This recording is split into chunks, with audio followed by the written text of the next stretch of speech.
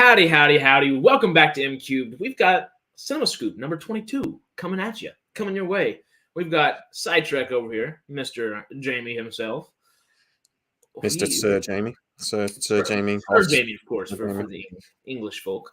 I know you've been knighted. I know you've been knighted. There's no way you haven't.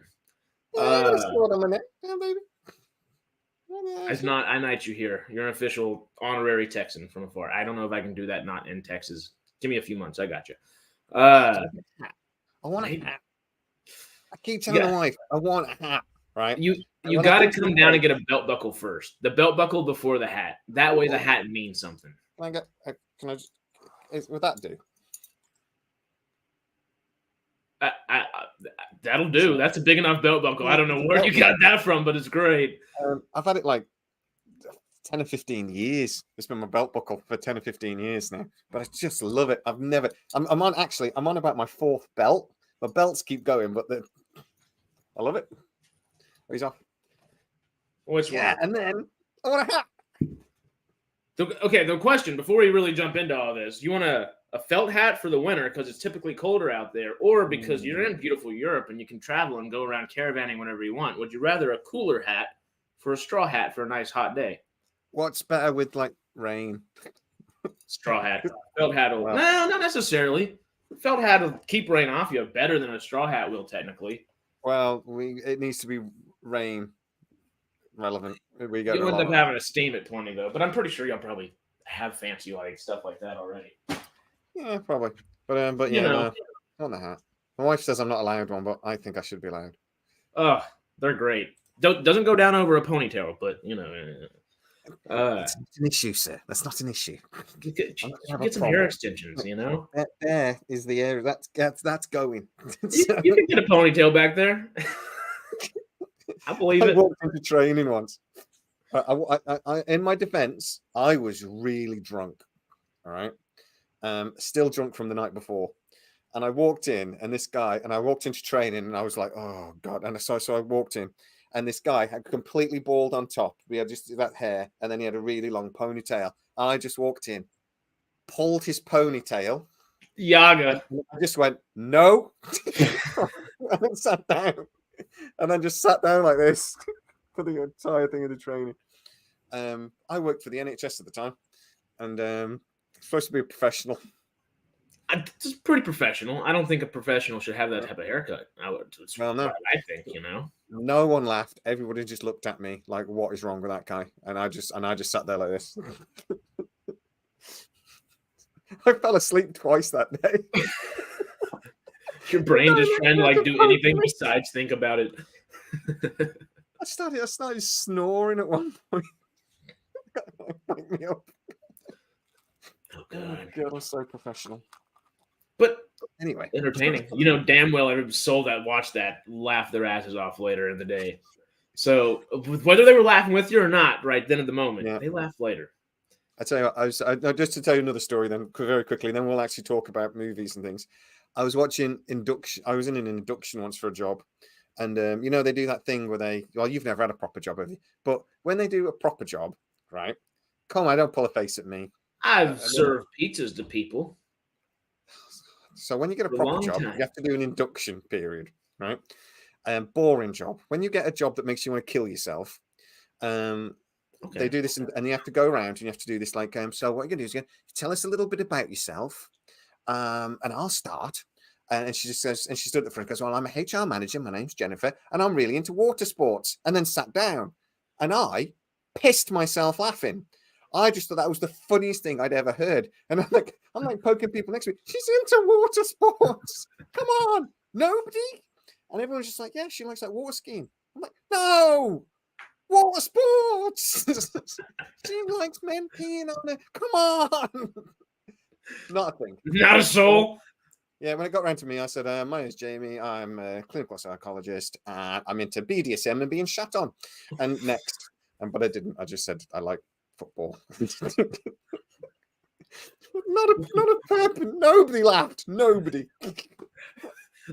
my thought, degenerate northerner. I'm actually a southerner. I was born in Salisbury, down south. I'm actually a southerner. I was about to say, you're pretty southern UK or southern. Well, I live in the middle. We live right in the middle. But Londoners think that anybody north of the Watford Gap is a northerner, and if that's Britain, Watford Gap is like there. It's like just north of London. But I was actually born in Salisbury, which is I PTS. I did immediately leave. Actually, I moved out when we were 3, so I've never been back. Army brat. There's a big base in Salisbury, and I'm an army brat. My dad was in the army, so. Army brat. Then you became an army brat yourself. Interesting. Yeah. And then you decided to talk about people all day. Yeah. With people. I was just trying to make my dad happy. Well, speaking of people, 2 people, 4 people, things that we like to talk about, just people that we have talked about before. One of the things that we're going to start doing for Cinema Scoops is called Rushmores. I think it's going to be a new little game. It's fun. We've talked about it. This is going to be our first one. I saw a YouTube video that was like, let's do like a big Rushmore thing about like a specific topic. And I was like, you know what? It's a great in-depth video, but it's also a fun like little mini game to start something out with. So let's try. You know what we should do though is plan this and actually do a little graphic rather than just tell me 2 minutes before that we're going to do this. Yeah, I want to get Matt to make something cool. Yeah. But I want to give him something. You'll animate it. Yeah, I want to think up like a cool idea to like pitch him first. You know, I just don't know what would be cool for the Rushmores because he did the little graphic for MCubed with the pixelated stuff, and that looks great. But I wasn't cool for Rushmores. But anyway, the Rushmore for today, our very first Rushmore, only properly had to be a Stargate Rushmore. And because we all love our SG-1 people, we could do a Rushmore proper SG-1 team too. But we decided we're going to do secondary characters. So anybody that was not specifically on the SG-1 team, so that does remove Ben Browder as Cam, that does remove Corin Nimick as Jonas, and then technically Vala does suit up by the end, I think is what we've decided. So we're going to cut her out of the end. We like Jamie said, we thought about this about 2 minutes before this. So we are thinking about our top 4 with you. And I'm sure some of ours will carry over Mount Rushmore wise, specifically probably Hammond. But yeah. Anybody else that just pops out? Because Hammond's on my Rushmore immediately. That there's no way Hammond's not. I think Hammond. Do you know who's first on my list though? Who? He's a fellow Brit, a Welsh fella. Gary Jones. It's got to be Walter. Isn't it? Waller? Walter. Oh, Walter. Oh, yeah. Totally. Engaged. Oh, I like Walter. You know, even I would put him above. I mean, he's front and center for me. Come on, Walter. Who? Walter. Gary Jones. Gary Johns. I know Gary Johns better than I should know Walter off the top of my head, but Gary Johns, his podcast. Who's he do his podcast with? I keep seeing it pop up. Crap. It's a good podcast with. I forgot his name. I know it's another SG person, but they'll come back at a certain point. Why can't I remember her name now? Wait. I'm about to say Sokar. That's not the guy's name. Who plays? I can't remember the character's name. What is the character that O'Neill? Oh, I tell you what. Do background characters, and next time we'll do villains. We'll do the Mount Rushmore of villains next time. Yeah, that's a good one. Okay. All right. But yes, David, this is just SG-1 background. SG-1. But speaking of SG-1 background characters, I think the Mount Rushmore of SG-1 background characters does deserve to have, or secondary, not tertiary, not like background, but like recurring roles. That is probably the better way to say it. I'd say Rodney McKay is on my Mount Rushmore for SG-1 kind of recurring characters that aren't like mainstays. Yeah, which is great. I think if I've thrown a curveball here because you said this before, but I've been thinking about it since. I wouldn't put him on. Okay. But only because he went to Atlantis and became a regular. Okay. Would you put Dr. Lee or somebody? Yeah, if he hadn't have done, 100% he'd be on my Rushmore for this. But I think because we've got so many other brilliant people to consider, my second nominee is Sylar. Not just because I love the character, but I love that he was a stuntman. And that's just all he was, a stuntman. I just love the story, you know. He's a stuntman who was just so good, and he was around so much. They started giving him lines, and I just love that. I've been trying to find the actor's name, and I can't find him, which is annoying because it's a very simple name. I think it's like a pretty not plain American name, but a plain American name kind of deal. Bobby Boo. His name's Billy. I don't know his name. It was like Billy Bobby Brown's dad. I found him. It's Dan Shea or Shea. Dan Shea. Sergeant Sylar. Found him. Okay. I went past him. Teal'c mentor. Can't remember his name. Very old dude. Lou Gossett Jr. What? Oh no, you don't mean Lou Gossett. No, sorry, Teal'c's mentor. Oh crap. Braytac. There we go. It's Braytac. Braytac. Yeah. He plays Eno Cordova in Star Wars Jedi and Star Wars Jedi Fallen Order and Jedi Survivor. I think is Tony Amendola. Tony Amendola. That's it. Yeah, but Braytac. Braytac's on my freaking Mount Rushmore. Yeah. Easy. Braytac's got it. Yeah, Braytac 100%. We got 3. I think I have my top 4. Go. I think it would be Braytac, Hammond. Ooh, David. Woolsey's a good one too. I'm dismissing. No. Went to Atlantis. Okay, true. Okay, you know what? Can I take my day off? Became a regular though, didn't he? That's the point. He became a regular. He did. So maybe not SG1 proper, but he almost did. He did lead an SG team essentially at a certain point and a couple different points. I'm just being a bit pedantic because he became regular, and we've got so many other. Yeah, all that. Oh, okay. I'm taking McKay off. Jacob Carter. Jacob Carter is going to take McKay's place. Okay, my top 4. I would put Hammond, Jacob Carter, Dr. Janet frickin' Fraser, of course, and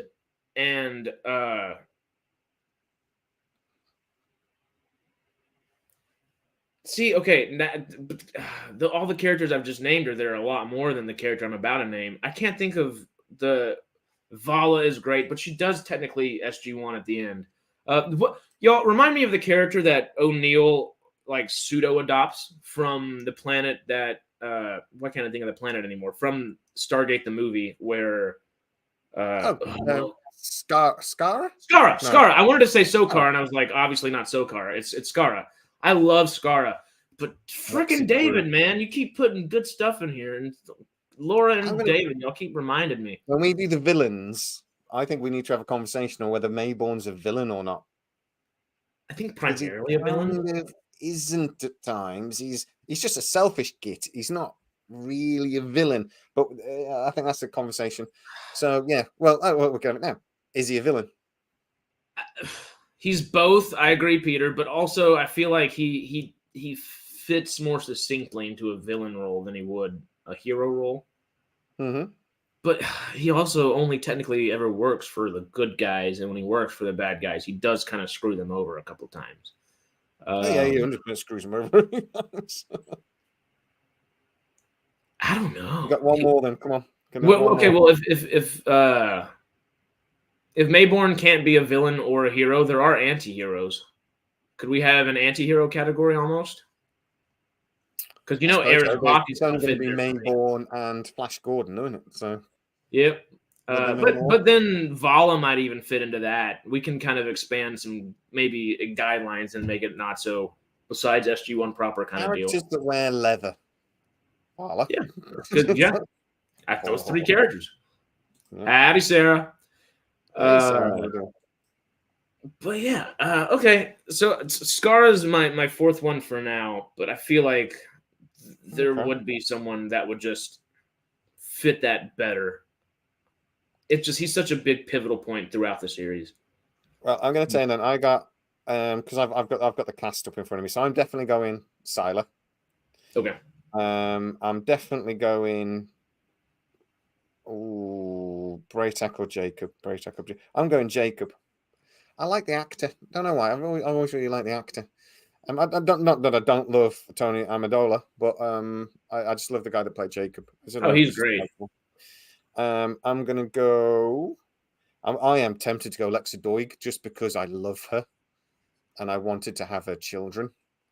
Which one?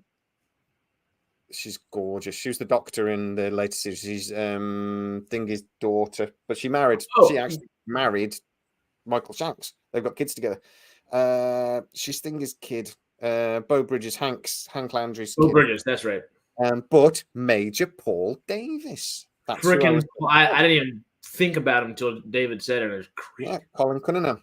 Again, actor I just adore. I love him as well because his character evolved over time, and he came in and he was a bit of a scumbag at first, and and he changed. So I really liked him. And is that 3 for me? Have I got one more? You said Siler, Davis, and Carter. Yeah. I'm going to throw in President Henry Hayes, I think. Okay. Again, William Devane is just one of those actors. I love him in everything he's in. He's just one of those actors who's just really likable. So I think I will have him as my Rushmore of characters that think. Are we allowed to do hottest SG1, like actors that only appeared once or twice? Are we allowed to do that, or would it be considered sexist? I think we could. We'll do hottest at some point. Okay. Hot or not. I wanted to say hello, but he said wave, so I had to just wave, Okay. It was a prompt, so we were prompted. As an actor, I see those little ticks, and I'm like, all right, got to do it, I just feel that Jolene Bollock. I forgot that Jolene Blalock was Blaylock. I love her very much. And obviously you got Sarah said you got to be completely non-biased, and we got to say hottest men and women.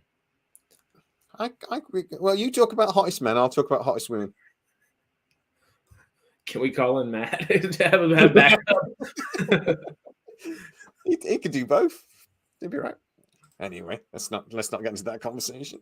We can include dudes. Laura, you tell us who the hottest dudes are. We'll tell you who the hottest women are. You gotta add the prompts on the side. You saw he put little asterisks on there. Yeah, he See? He did. There we go. Now I'm not gonna jump. I'm gonna squat. Just to spite you. Just lower my thingy up and down. I can just lower down. It's a very slow jump, and then I can just go back up again. It's not technically jumping. It kind of is pretty entertaining though. I'm just saying we have now upgraded to standing desk. We're standing. Yeah, you made me do it. He's great in Fallen Skies. I love that series. It's such an underrated series, Fallen Skies. I haven't watched it. A bit. The first season is excellent. It did wander a bit towards the end. Okay. Well, instead of touching on who's going to be rating who on what, let's get into something even dicier. Just a little bit. We'll jump into the Yellowstone, our main topic here in a bit, but let's look into a bit of dice. You're going to lose subscribers. Oh, good thing I'm not monetized yet. We're over here. Whenever I get political, I lose subscribers. Well, I mean, I'm going to try to not be political with this and try to look at it from as non-biased of a view as possible, but it's hard not to be biased somewhere. Regular sidetrackers in the chat, do you think I'm going to not be political in the next 10 to 15 minutes? Just yes or no. If you know me. Yeah, you got to watch it. Watch the first season. It's on Disney Plus, mate. It is? Okay. I've always heard really good things. I just haven't watched it. Yeah. But the topic that we are talking about is Miss Gina Carano is suing Disney. Hot or not? Depends on the movie. Okay. I think she's pretty hot.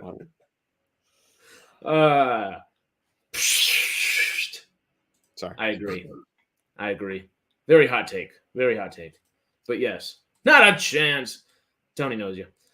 So we're going to talk. Gina Carano is now suing Disney for her wrongful fire. What's the term I'm looking? Wrongful termination, but that's termination. not what I wanted to say extermination. I'm like, she's not a bug. That's not the right term. My understanding is that's not what she's suing for. It should be suing for defamation.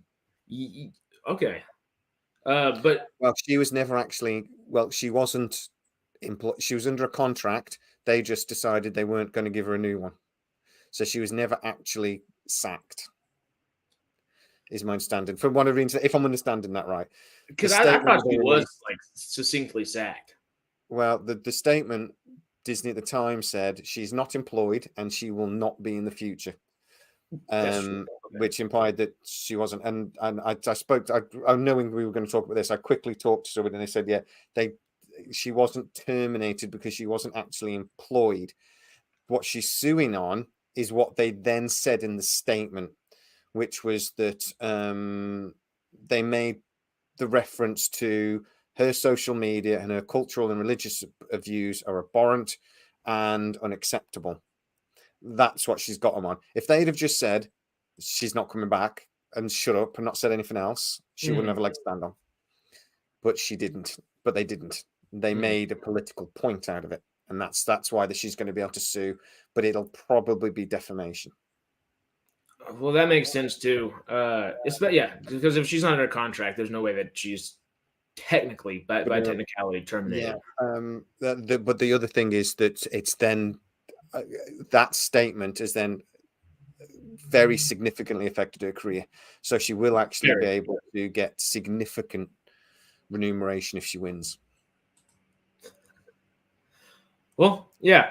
The craziest thing about all this is honestly, not only is she actually going and gung-ho about all this, suing for defamation and just suing Disney in general, which plenty of people try to do and not very successfully, probably typically. But if anybody has a case, it's probably Gina Carano. And who has decided to take that case up? Not necessarily just a lawyer, but who's paying for them lawyer fees? The richest man on the planet, the man that owns the largest social, or the second largest behind Facebook by technicality, social media, the most actively engaged users on a social media site per day, per week. Currently, she's got Elon Musk backing. She has, I guess she qualified for another thing because he tweeted that he would help anybody that needs to go against big Twitter, anything that's got screwed from Twitter, I think. Anybody that had been done for basically saying anything on Twitter, he said, we will support you. And she went, me, please. Yeah, she was like, I think I qualify. A couple of months later, they actually got in touch and said, yeah, you've got a case. We're gonna do your case. We're gonna go it. No win, no fee. I don't know. As they say in Star Wars, not the statement aspect, but that her statement did lead to the dark side here. It led to anger, and anger led to hate, and hate. Sue me will. Yep. I'm thinking they'll probably end up settling out of court, but one way or another, just because settling out of court is going to end up being they will settle, but they're going to end up trying to minimize their cash. But I feel like that's just going to end up backfiring in a way. I feel like the best way for Disney to handle this would honestly just kind of be to pay her and push it under the rug. I don't know if that's going to happen. And that's not thinking about who's right or wrong. That's just what I think the end game will end up being. I think they'll have to, because I think she'll want a public apology. That's why I don't think they'll just settle easy peasy. They'll try to settle out of court, and she's going to make it more of a big deal that they were trying to do that in a way. Not necessarily. That's just what we're spitballing and thinking, but I was actually looking at the tweet that they tagged on that it was this, when she made that reference to the Jewish and the Holocaust. Yeah, that seemed to be the main. The meme little bit. Mm-hmm. I don't think what she actually said was particularly offensive. I think it's a bit stupid, but I agree. Particularly offensive. What she basically said was, before soldiers can round up the Jewish people in the for the Holocaust, the government first got neighbors to turn on neighbors. Mm-hmm. And so they basically said that the government has to trick neighbors or get neighbors to believe they hate somebody just for being Jewish, which is exactly what they did. There was a hate campaign by the German people. It ended up being it was a Night of the Broken Glass, which was actually a party-led attack against the Jewish community in Berlin. Basically, the Nazi Party, which wasn't, I'm not sure it was actually even in power by that point. I'm trying to remember my GCSE history, but they went around and they just smashed up a load of Jewish shops, which is what it's called, the Night of the Broken Glass, because there was just glass everywhere. But back then, the Jewish community was like the scapegoat for everybody. And I listened to a historian a while later, and he says, an uncomfortable truth that here in the UK, the Holocaust could have just as easily happened here. The Jewish people pre-World War I, World War II, were often the scapegoats, governments, and people blamed them for everything. Oh, their money, they control the banks, and they were blamed for all the problems. And they were not a popular community in most of Western Europe and in America even. And they were often the scapegoat. Hitler just took it to another level. And I mean, he actually believed a lot of the nonsense that the Jewish community were they were up to, owning the banks and things. But what she said is true, is what I'm trying to say. Well, it's like I mean, this is not being political or anything. Like it actually happened that happened for people with Corona during the whole pandemic aspect of things. People were targeted and ostracized and belittled and put into these weird kind of mindsets that we as a species haven't been in hopefully 70 years, or at least the vast majority of us. Warning. Yeah, we were probably copywriting or something pretty close to it. But just by technicality. We should have a warning. We are about to offend you. We are about to offend you. Well, I think he's saying warning as in like YouTube's not going to, they'll take the monetization off of it, but hell, that we're not truly worried about that just yet. We're having this conversation on Sidetrack, I can tell you that for nothing. Yeah. I've made that mistake. Shoot. Well, I mean, like, and whether one agrees with her or not, it just that's what happened. Whether we agree with the entire situation that happened or not, it's literally what happened, and it sucks. It just sucks. So for her to finally sue for it is interesting, because I think this might, and we'll get back into movies, but I think this might open up a bridge to a lot of people suing a lot of different people in a lot of different areas for everything that happened in that time period. But to get back to movies, of course, and get back to whole Gina Carano's aspect of all this, she thank you for looking this up, Peter. She's filed specifically in California, not for $60,000, for $75,000, and for being recast. Which that might be where the wrongful termination is kind of confusing, where she was not technically hired at the time, but she had a show that was being written for her, and she was going to be put in The Mandalorian season 3 and all these different other little projects like that. Rangers of the New Republic was going to be her show, and it was probably going to introduce that's why season 3 of Mando was so funky, was Bo-Katan was going to be introduced more in that, and that was going to bridge the gap between a few different shows there, and it just didn't happen. So she was. I don't understand the 75,000. That if they're doing, because she was then immediately dropped by her agents. Agents, yeah. And she's basically not worked since. And it's seriously affected her public persona, sort of thing. Big time. I'd have thought she'd be suing in the millions.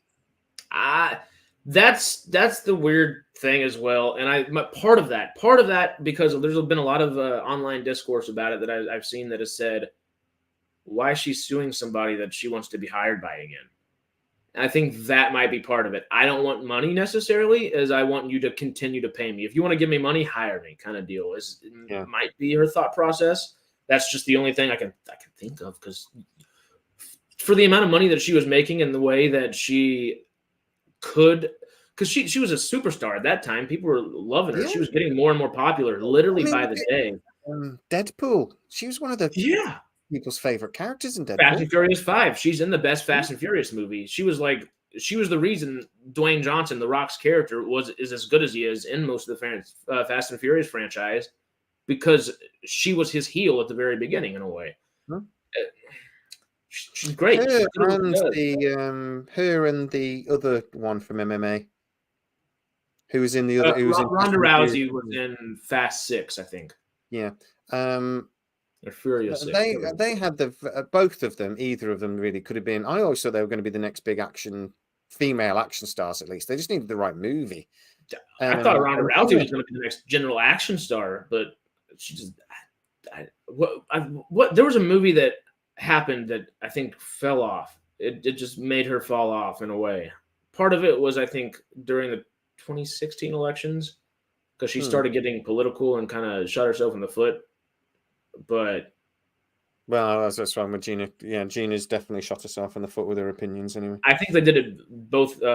They both did it kind of opposite ways, because I think most of the Ronda Rousey fans tend to be a little more right leaning, and then she was like, "I love Bernie," and then that just it literally lost her upcoming career moves. And I guess same could be said in the opposite way for Gina. But that was also one single company singling her out. And then her agent was lost upon that. She's going to win the case, or at least she has some 8 out of 10 good grounds to stand on. Maybe 2 out of 10 probably points might be a little iffy. My understanding, again, I've only spoken very briefly to one of the guys I get to speak to is he works in the legal side of entertainment business. Okay. He says, because it depends what was in her contract at the end of the day. If she wasn't, and his thing was from that statement, he says, I don't think she was under contract to do anything. In which case, they didn't sack her; they just didn't sign her onto a new contract. In which case, she hasn't got a leg to stand on, because they will basically say, we can hire and not hire anyone we like, and we can use any reason we like. We don't like what she has said in her social media, and it's as simple as that. And that's the case. Also, if it's defamation, they then Gina will have to prove that it's harmed her career, which she can do, but also that whatever they said isn't true. And that's the problem, because Disney will say it is true, because in our opinion, these views are unacceptable. And that's the case. And the guy I was speaking to, but it depends what's in her contract.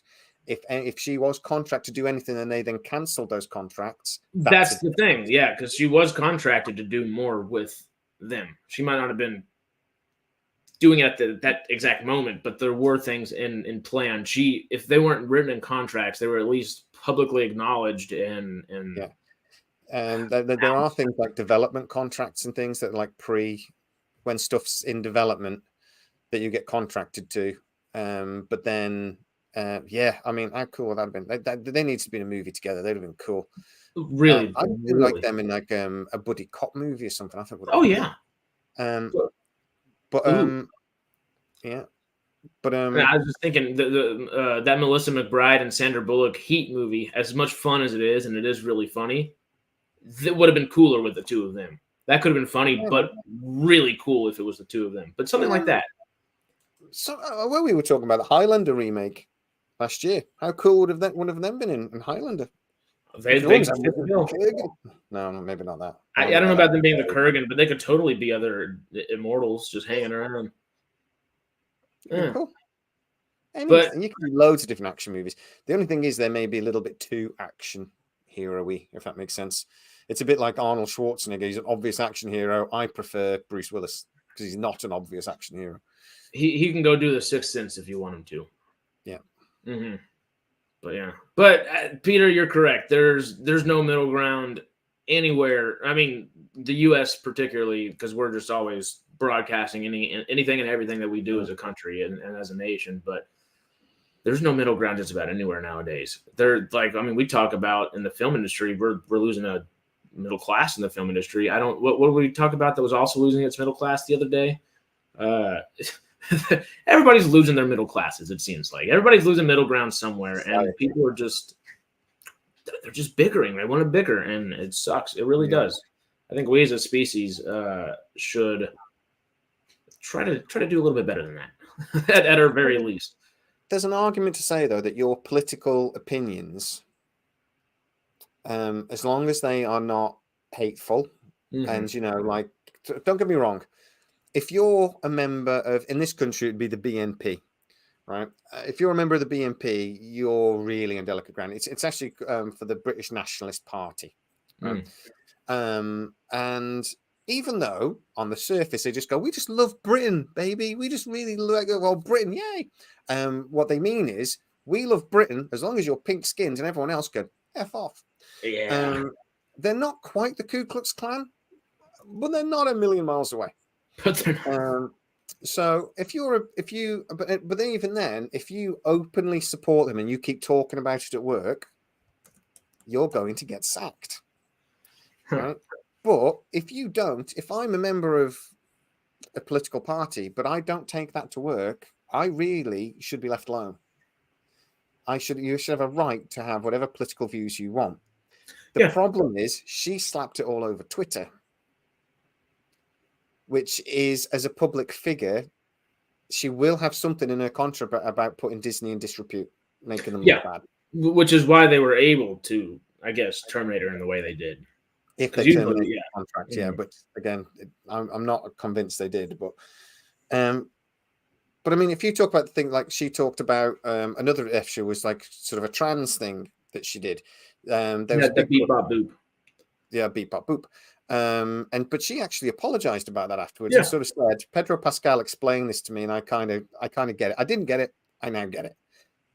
But she had to release a statement. Disney seemed to get annoyed because she wouldn't release their statement. She released her own statement.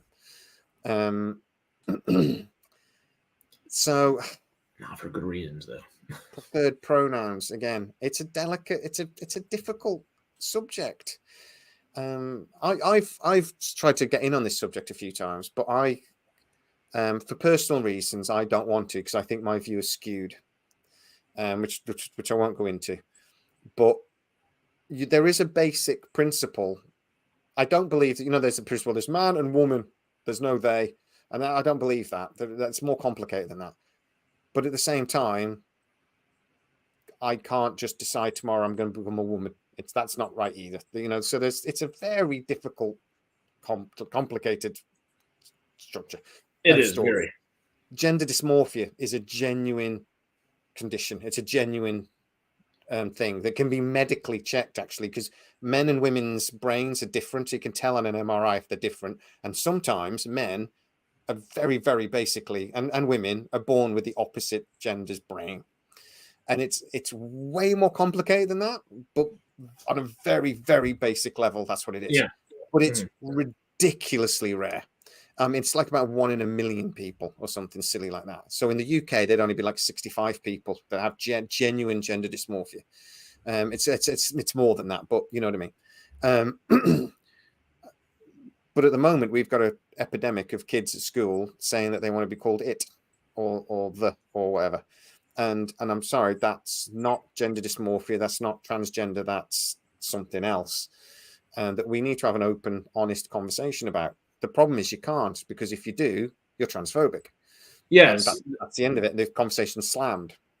It brings us right back to no middle ground. Yeah. Well, it's not even that there's no middle ground. There's no space for a reasonable conversation. Because if you try to sort of ask any questions that are a bit difficult, you're slammed one or the other. It's a black. You're immediately shut down. Mm-hmm. Yeah, and it's not.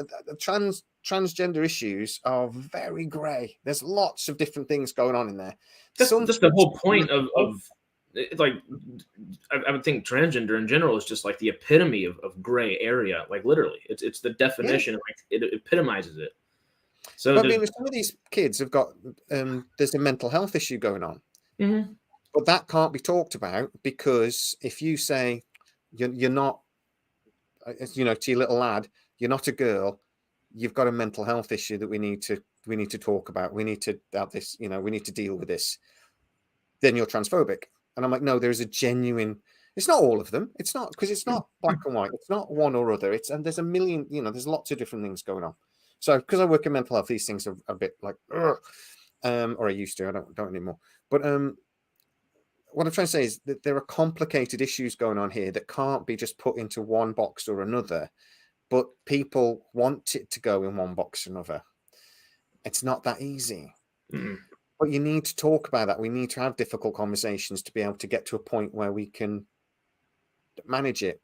And at the moment, just saying that if somebody's transgender, then they've got a right to be whatever they want. I'm saying it's not that. Well, I think, yes, they do actually, to be fair, but it's not that easy. There's a lot going on.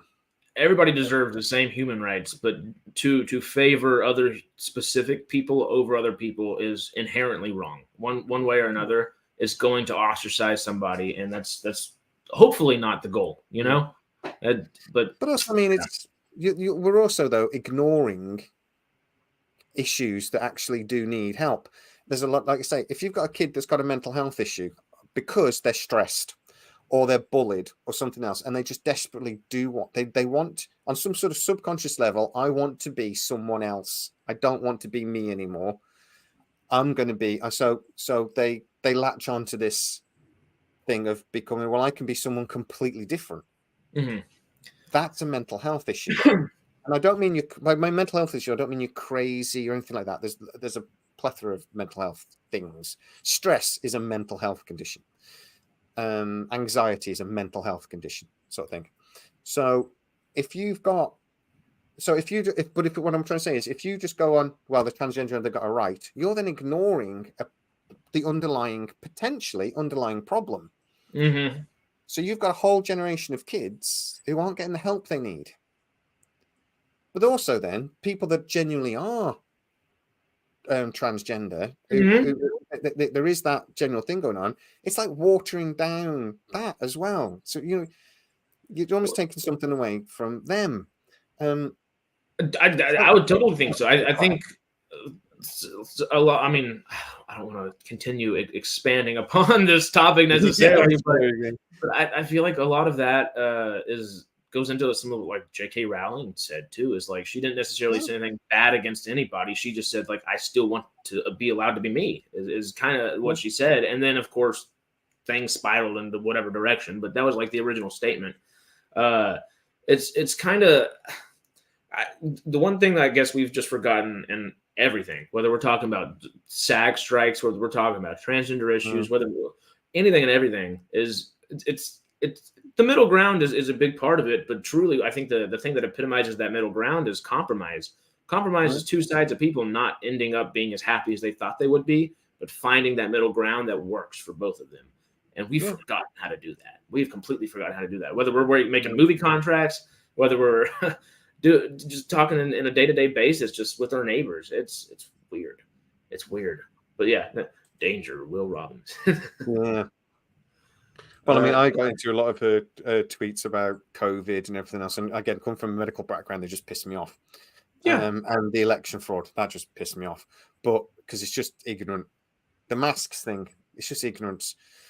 And I'll just say, anybody that says, I don't want to wear a mask, and I'm like, next time you have surgery, you need to insist all of your surgeons don't wear a mask and see how far it gets you. I'm just like, but she was, I just felt she was ignorant about the issue rather than but she wasn't being aggressive about it or anything else. She was just, but her point of view was there's a public, she was, it's my freedom not to wear a mask. And that seemed to be her, and there's a lot of people like that thing. Because yes, but it's not your freedom if it harms somebody else, and that's the problem. This is why we have speed limits and things like this. Is because we're not free if it affects somebody else, and that's the problem with the masks is you're potentially killing somebody else. So I mean, but again, her comments were her opinion. Whether you agree with them or not is really irrelevant. She wasn't hateful. She wasn't thing. I do not see anything in what I've seen. And if you want to have the counter thing on that, have you seen a lot of the tweets that she then received directly pointing at her? with that hashtag sack thing. Some of them are vile. I don't understand how someone can claim what she said was vitriol and then say the things that they did to her after that. I just there's it's almost like a hyperbolistic version of hypocrisy. Like it's just like, really, you two wrongs don't make a right. I don't care where you're raised or what. Like, two wrongs do not make a right. It's as simple as that. It's there's the golden rule, then there's that. It's like those are the two pretty good rule of thumbs to stick by that I'm pretty sure every human being on this planet knows. Like, come on. Like, yeah, you can't really run at somebody and go, you're a hateful person, and then spew a load of hate at them. It's just like, it sucks. But I do agree with what you just said, and how you like started it out was, I don't think what she said was hateful, but it was ignorant. It was and not necessarily like truly ignorant, and not in the sense like she's just being like spiteful, but like in the sense of she's a Republican, and don't forget, a lot of the stuff she was spouting was actually being spouted by your president at the time. Oh, so totally, it wasn't ignorant. I just don't agree. Some of it was ignorant, but I don't agree with her point of view. It was just a common political opinion at the time. It was no more than a common political opinion just being stated in a meme form. And because she just had the platform she had, she was maybe not terminated, but wrongfully let go one way or another from the company that she was hired by. To talk about the sexist aspect, because that's something she's mentioned. She did, yeah. Other men in her industry. But she's right. Things. Pedro Pascal was saying some stuff on the exact opposite end of her, was a lot more vitriol than she was at that time. Well, he said Trump supporters are like Nazis. How's that different to what she was saying about the Jewish community? And because she was basically saying that when the government rounds them up, it starts with the government sort of making people hate the Jewish community. How's that different to someone hating your political view? Now, okay, that's a leap. But I would also argue, so's Pedro Pascal's. Yeah. MAGA supporters, they're not Nazis. No. And that is not a pleasant or helpful a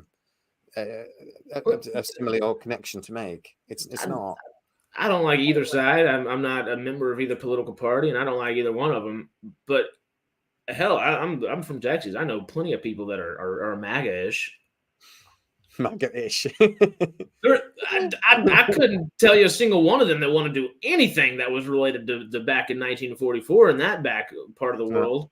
Not a soul, not a single one of them. But who would you go after though? Because you can't really go after the Jewish community anymore. So I think like they're gonna have to go after maybe like Jehovah's Witnesses or something. So that'll be what the MAGA. That we're okay with. We got a lot less knocking on doors at that point. Mormons. We're gonna exterminate the Mormons. They would just go anyway. They would just go. They just go. Will you go in that room, please? Yes. Okay, no problem. I'll go in that room. The Mormons would move somewhere else, and then each one of them would have 9 children each, and then they'd be repopulated again in 10 years. That is how they do. The Mormons crack me up. I have a real good friend that's from Salt Lake and from Utah, and it used to be Mormon, and Utah is legit run by Mormons. But the funniest thing is, ex-Mormons dislike Mormons way more than anybody else do, and it's so funny. But it's also interesting because the people that tend to be ex-Mormons like totally still live like in a very like religious kind of like mindset. Like they uphold themselves in a very particular way, which is good. They uphold themselves typically a lot better than your average Joe in the States. My rowdy self included. So if you were going to, so just be thinking, if we were going to do sort of a new Holocaust and take out a group of people that generally most people around the world hate, but actually have done a few things politically over the years that they might deserve it a little bit. It's the Americans. Sorry, you guys are popular. The Canadians next door to you are so popular. Americans are not popular. What do you mean? They're in trouble. Y'all talk about us like we're not popular, then watch every single thing that we do. Y'all love us. Everyone loves us. Whether the people that say they hate us the most are the ones that are watching like freaking you get probably. I thought you were going to say North Koreans or something like that. I was like, oh, Americans, take them out. But you, like you said, you're a Texan. You don't count. That's true. That's true. The thing is, I feel like a lot of the world thinks about the U.S. the way Texas really is, because I think that the way people envision the U.S. like that is a lot of the time just Texas. I mean, you ask a lot of people outside, like I'll be in Africa in a couple months. Last time I was in Africa, I was like, "What do you think of like where's Texas in the U.S.?" And they literally like thought it was like the entire middle of like the U.S. And this is like I'm not talking to people in like a village somewhere. I'm talking to people in like Lusaka and Zambia's main like capital city kind of deal. Like just your average people around the world. They're like, well, I mean, it's not like I know the geography of most other countries. So in other people's mindsets, they're like, Texas is huge. Everything's bigger in Texas.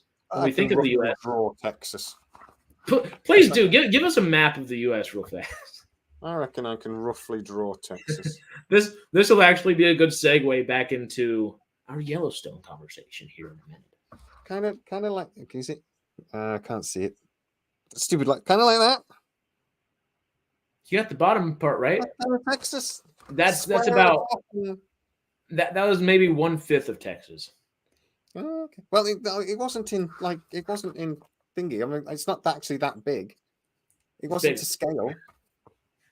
I think it could be. I don't know how big that camera is. You could be using like the Hubble telescope for all I know. I only really hate two things: intolerance towards others and the French. And other than that, everyone's fine. Oh, what about Manchester City?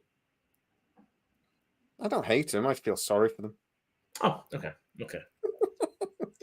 I pity the fools. How pity the fools. Not bad. That's not terrible. There's more of a kick, and then there's more of a sticky outy bit there. That's not too bad. If Man United is bad enough, say what? I got the square bit at the top right. I just made it the wrong size. Where is that? A square bit on what? There's a square bit on Texas. Oh, you're drawing Texas. I see. I'm still drawing Texas. So if Manchester United gets, is there any chance? Because I know if you don't do well enough that you get pushed down to the next league or whatever. If they were to get pushed down to the next league, would you become a Manchester City fan, or would you only still be like? Who would you go for? Understand football at all, right? Do you follow American football? Not anymore. I stopped after they pissed me off. Right. What are you passionate? What is actually like in your blood, sort of thing? Well, you're Texans, so Guns, right? So say Guns were relegated. Would you still love Guns, or would you become like a Knife fan? Is that how that works? I don't know. That's not a very good analogy, is it? I was about to say I'm a Gun and a Knife fan. Damn, mutually exclusive there. No, mate, it's not. That's unfortunately, that's not how it works. Well, because sometimes people have like they'll have. I guess the mindset I'm thinking of is like if a Texas team is playing somebody in like football or if any sport, usually just coming from the Texan perspective, we want a Texan team to win. Especially if it's not someone that's if we're going against another Texas team, then all hell breaks loose. We'll fight against one. I know what you mean.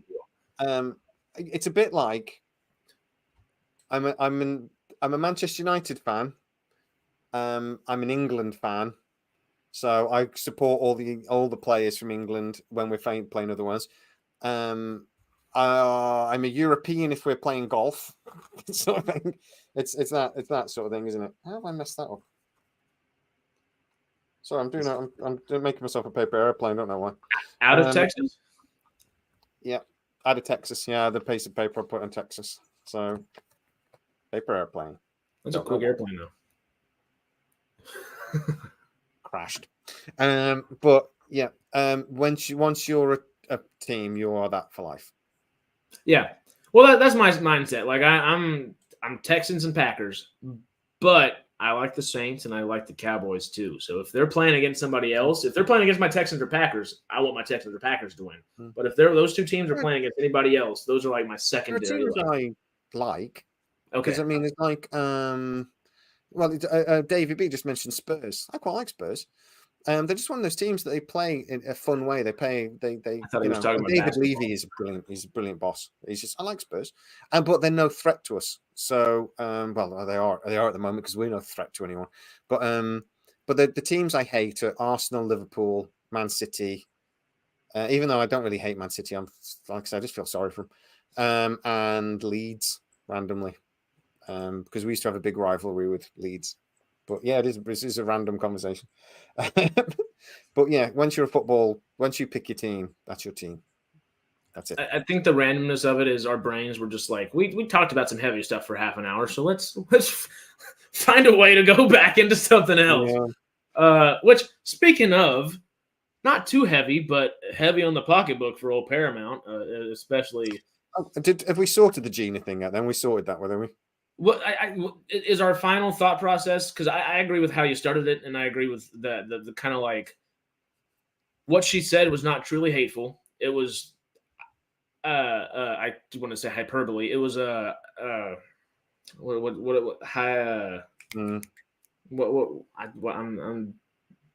brain farting.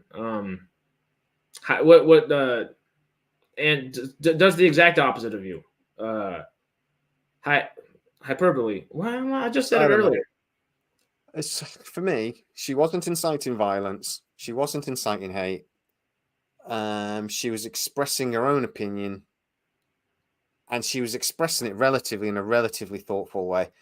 Even the juice thing, she was asking a question. So I think, look, she was wrong.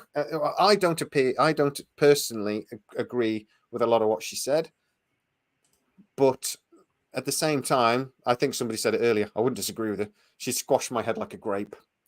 So, I mean, but I know there are some people I can't talk politics with because I am very different on the spectrum. I love him as a person, but I'm very different. One of my best friends actually is a little bit of a BNP supporter. He actually is he is a little bit, I love him to death, but he's a bit of a racist. And I have to say, oh, knock it on the head sometimes. That's what I was looking for, Laura. It's the simplest word in the world. My bad. But when companies, but like I say, the problem is, and I know this in my job, I work for local government. It is in my contract. I am not allowed to be too political online, or I will get sacked.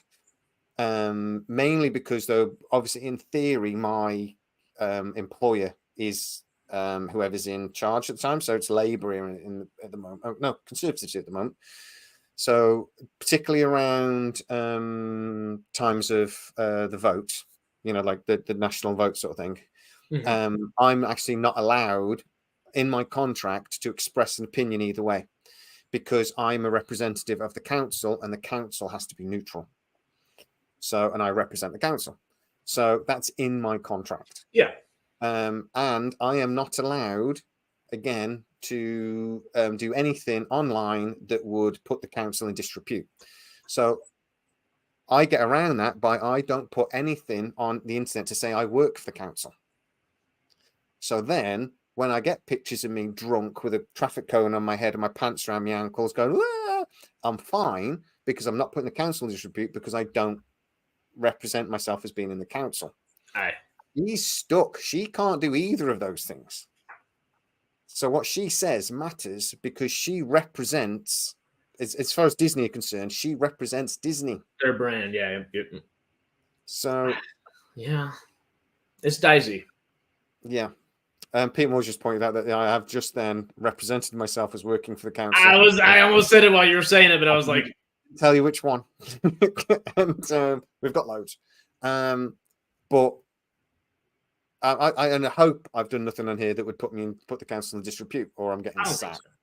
But what is the thing? What is the difference between expressing your political opinion, which loads of actors have done forever? Charlton Heston was a massive Republican. John Wayne, like he was. Yeah. Or do you full-time YouTube Jay?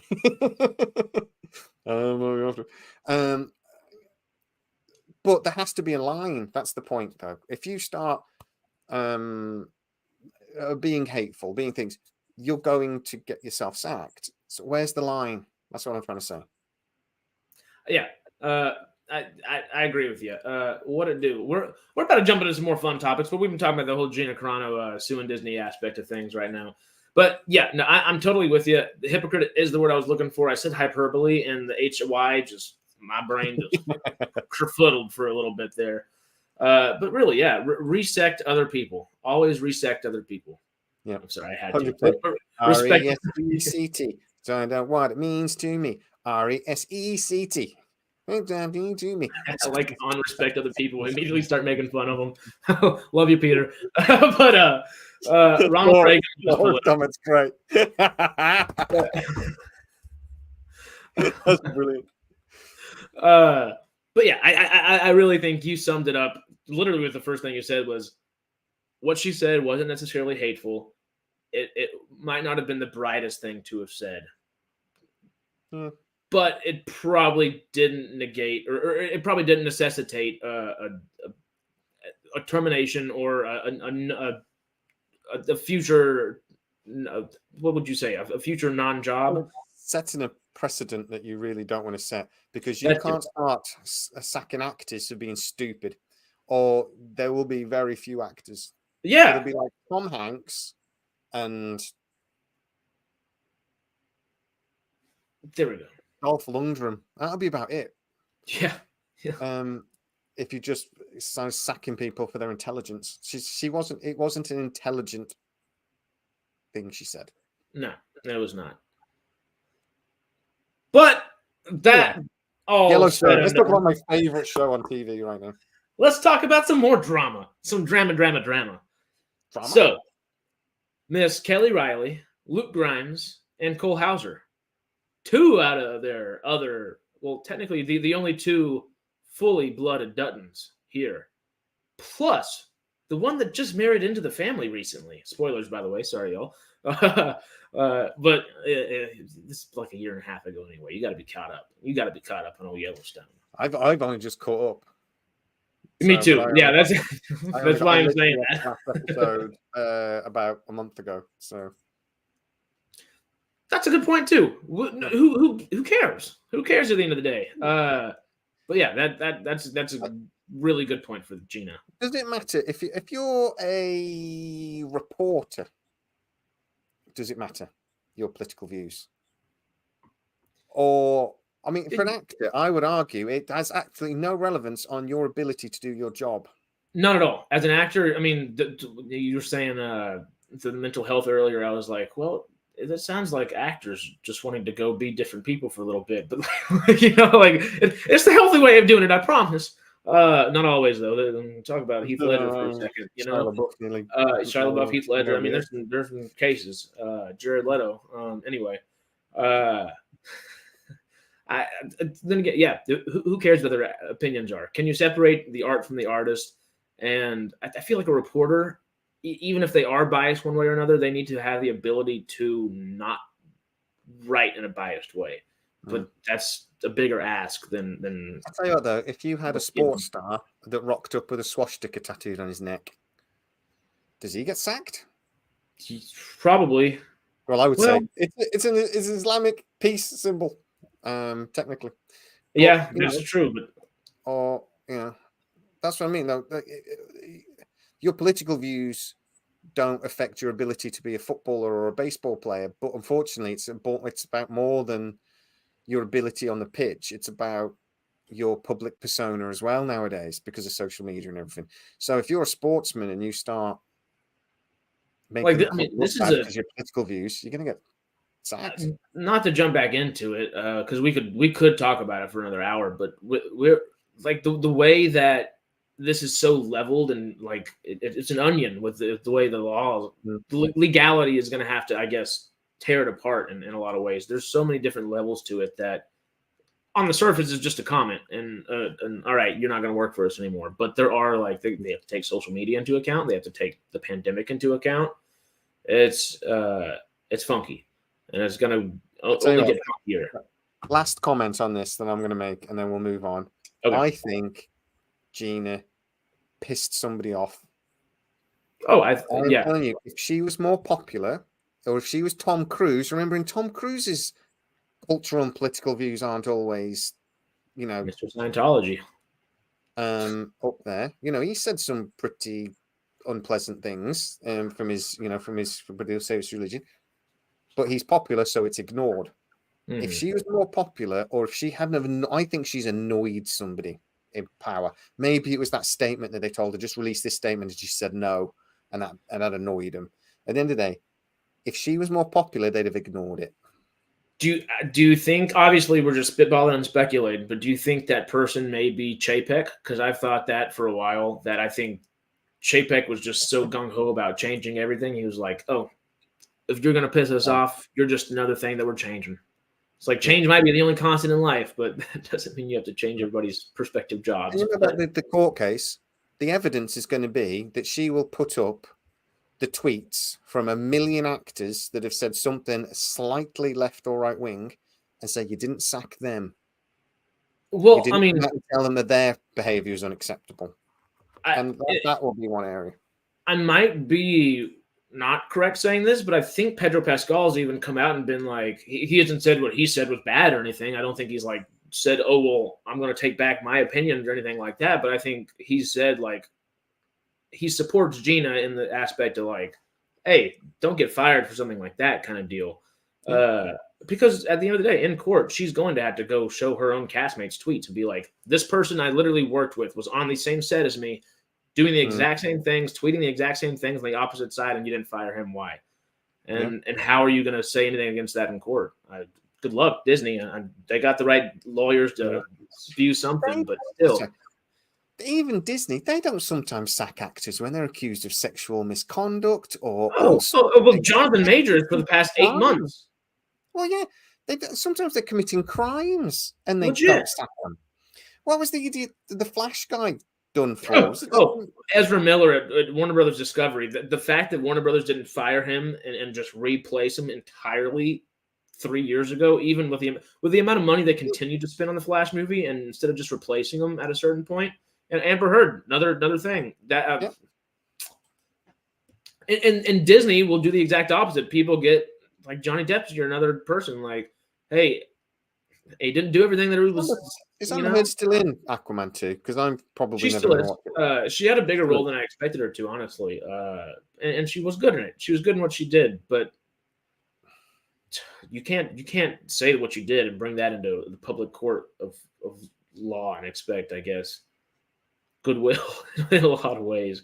That's a whole different. We could talk about all these little dramas. There is no consistency. That's what it is. That's why it's so frustrating, Sarah. There's no freaking consistency anywhere. Not even from the same they are different studios. Disney, for God's sake. But anyway, yes, the Amber Heard trial was the most entertaining show ever. I loved the Amber Heard trial. I watched it every day. It was awesome.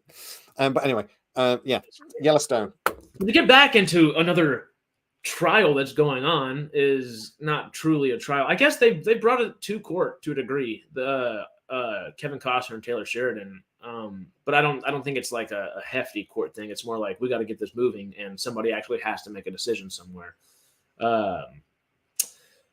Well, Luke Grimes, Cole Hauser, Kelly Riley, and I guess, just those three. The main Duttons truly are joining old Kevin Costner and towing that line against Taylor Sheridan and saying, hey, if you're cutting us off from Yellowstone, we want to be paid more for that 2024 series, which we know Matthew McConaughey is going to be taking over for Kevin Costner, not necessarily in the same role or anything like that.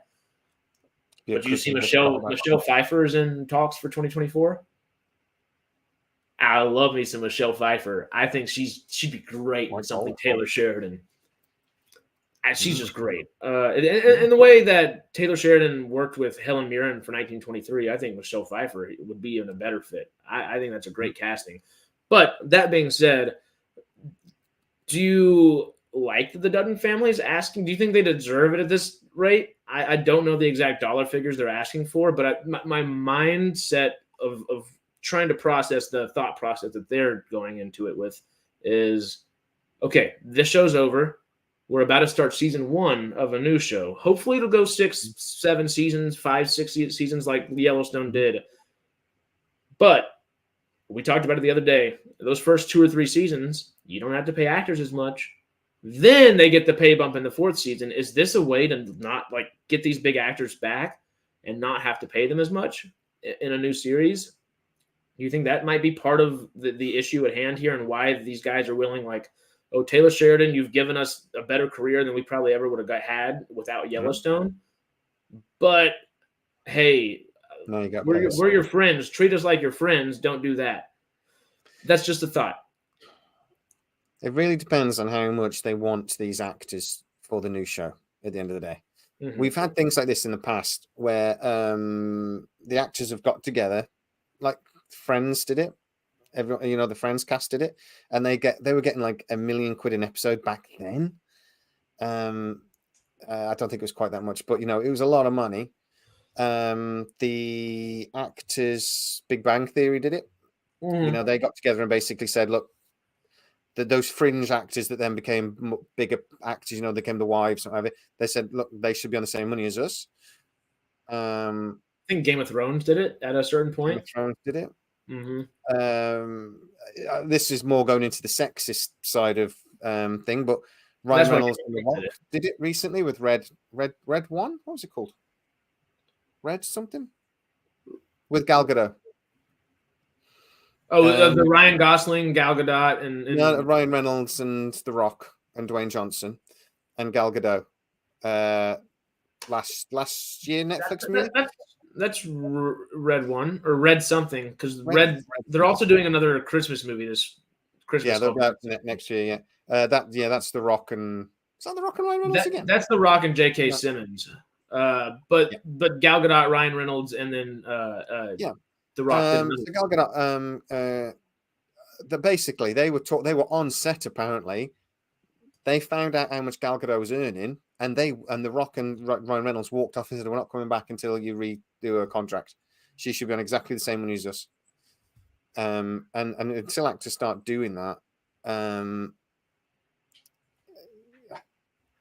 yeah.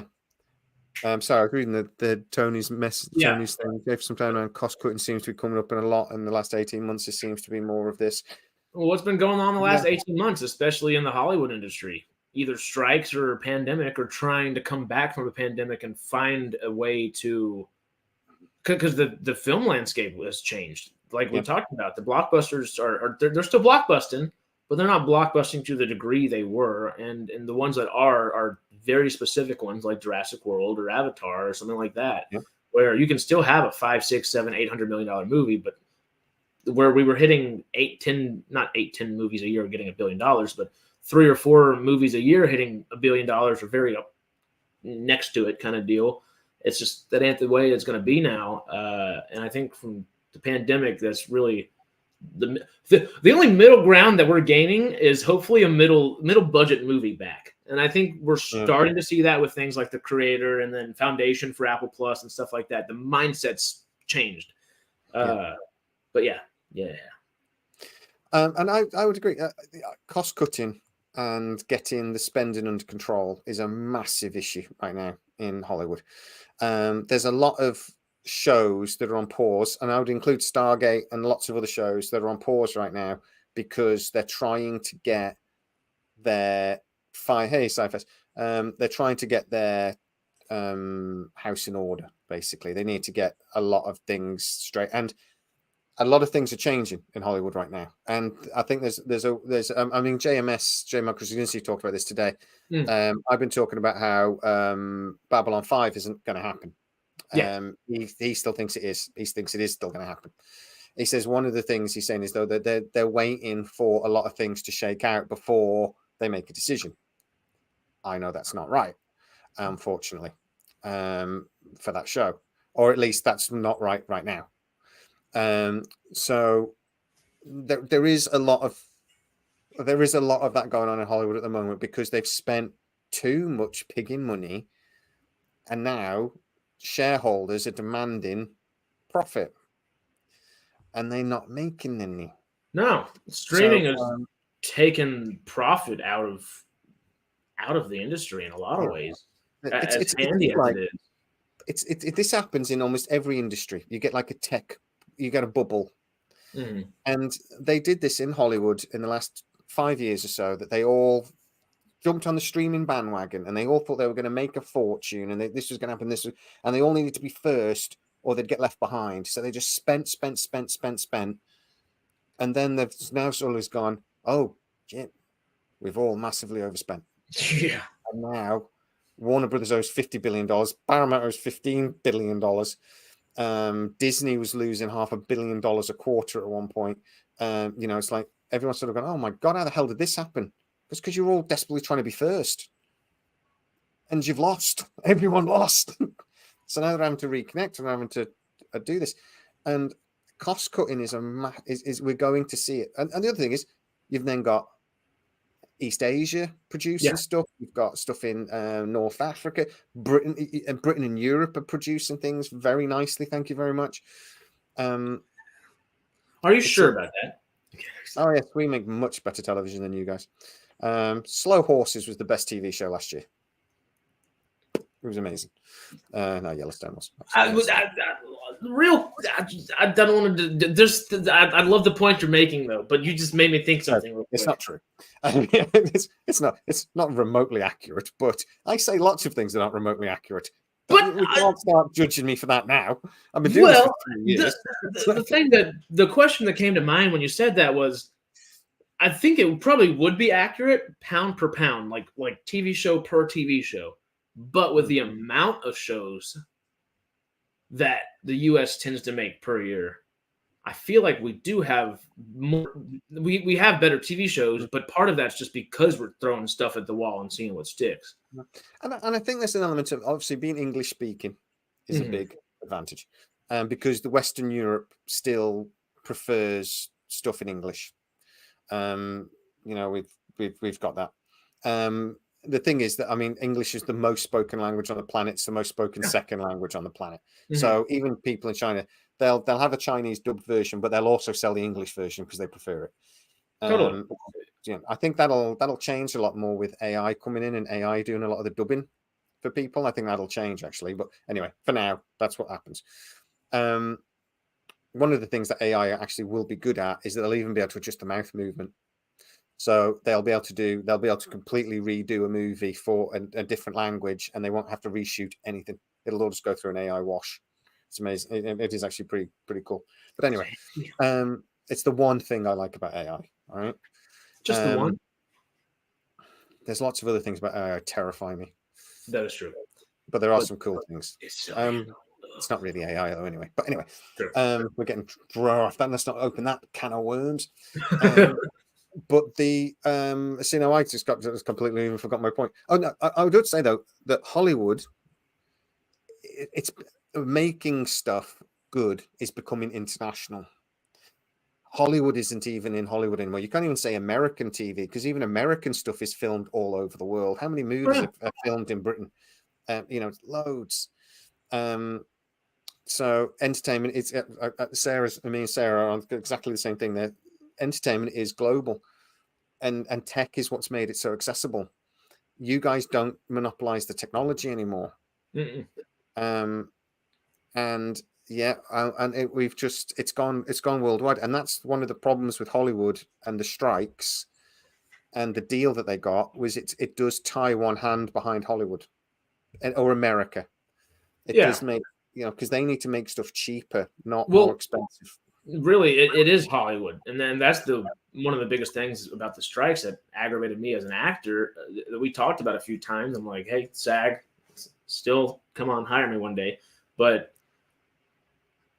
they're a monopoly. They are a monopoly that completely. If you're inside the United States of America and you're not working for SAG, you might as well not be working in the acting industry whatsoever. And it sucks because that's not how any industry should be run. And for SAG to blatantly just be like, you have to meet all of our demands. Why? I mean, I'm just being realistic. I'm trying to. Please still hire me. But, I think, like you said earlier, and then another topic, but we need to have open and honest conversations, or that middle ground is lost anywhere and everywhere. And hell, the middle ground's gone in Hollywood, so we have to start having honest conversations about it. And I think they started to happen again, especially. I think the honest conversations happened not during the strikes at all, because people out here were just like, go SAG, vote for SAG, do this, go SAG. And I don't blame you. I don't blame any of them, especially card carrying, paying members for SAG. But at the same time, when the honest conversation happened was whenever the vote actually for the ratification came. And then people were like, wait a second. Because, I mean, even people like Greg, who's big SAG person, loves SAG, and is like, I want to work. I want to do this. He's like, this ain't right. I'm voting no. And then SAG pushes it through anyway. And you're like, well, did they ever actually have my best interest at hand ever? Do you know what the main... Do you know, and a lot of big actors were talking about ways of helping SAG. Now, the main way that you could have helped the middle class actors, or making sure that all actors are paid, is if SAG-AFTRA agreed a maximum pay. So basically said you cannot earn more than £100,000 a day. Right? You're not allowed. And then that money can filter down to other actors. All right. But that is not ever going to happen, because the bigger names will always earn the biggest money. But if you really want to make sure actors are all fair paid and you get that middle ground, right now, that's the only way you can do it. Because if you've got a project that's $100 million to produce and you want Will Smith to star in it and he demands $30 million, you're all of a sudden making a movie for $70 million. Well, what Killers of the Flower Moon was a $200-300 movie, $250-300 movie, $250-300 million movie. Excuse me, I forgot the million there. And 21 of that was for Leo. Another probably 15-18 of that is probably De Niro, just alone. Yeah, which is, I mean, if you're doing that, then what they should do is, or what they could have done was say, no, that to actually do the work, there's a maximum wage. You've got a minimum wage. We're going to have a maximum wage as well. And then if you want to, what we're going to do is you'll be allowed to pay them on the back end. So you can pay them. I will take the maximum wage, the standard wage for doing this movie, £50,000 a day. All right. I think Peter said it's all right for some. That's the maximum I'm allowed to wage. But I will also earn 3% of the gross. And that's how you earn your millions if you're Arnold Schwarzenegger. I like it besides the maximum pay, just because that would make people lazy. Just the way people think about things out here, it immediately the quality. If it was, it could never work. And in America, you'd all call it communist. Oh yeah, that's the first thing that came to mind. What I'm saying is, though, if you then want to pay the rest of the actors, it's an easy way to do it. Just don't pay a third of your budget to one person. Yeah, well, I mean, do you know what? Killers of the Flower Moon, another Apple production, but what's the best Apple production in recent memory that has done that? Monarch. Half those episodes were paying Kurt Russell. There was no reason to be either. Like we talked about, $13 million, $2 million, or $15 million, $2 million more than what each episode had was an entire movie that had an Oscar nomination, or has an Oscar nomination for VFX. And they were spending $2 million less than a full movie per episode. 10 episodes. It was 10 episodes, right? So it's interesting. Yeah. I think, though, with Yellowstone, it's probably the biggest TV show in the world right now. It is right now. It's even outdone some Game of Thrones numbers, which is wild to think about. So if the actors there going, we're in the most popular TV show in the world, we'd like to be paid a bit more, please. I would say that if you are in something and it's popular and you're good in it, and one of the reasons it's popular is because we love characters like Rip. He's my favorite. He's my favorite character in the series. Their success is in no small part because of the actors. And how many times have you seen a TV show and one or two of the popular actors leave and the show just nosedives? The same writers, the same creators. So why does the show nosedive? Because the actors that you like aren't in it anymore. 2.5 Men. Oh yeah, That nosedive when Charlie Sheen left. Same writers, same people. But the show wasn't the same. So if Walking you've got Dead a couple times over, honestly. Yeah. If you've got a popular show though, and you've got actors that are popular and they are the lifeblood of your thing, and I would argue it's the same for the writers and the creator. You've got the most popular show on the planet. You should get a back end on that. You should get a money.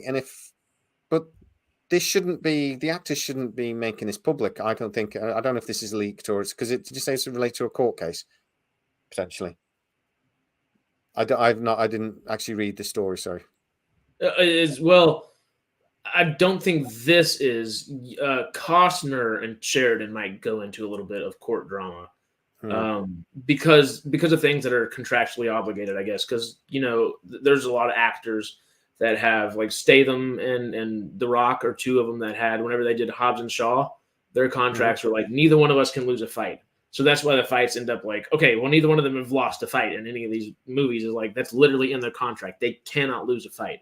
So, or if they do, they have to one up somebody later, kind of deal. Yeah. But I mean, for me, this would be I think it's fair to say, in the world of acting, you basically earn as much as your agent can talk them into paying. Precisely.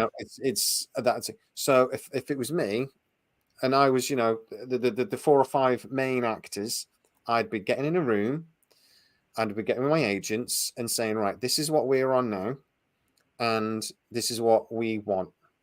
And if we don't get it, to be honest, Disney have got a role they are gagging for me to do. So I'll just go do that. I've forgotten her name, the main, the Dutton daughter. Kelly Riley, the actress? Kelly Riley. She can do anything she wants right now. I don't think so.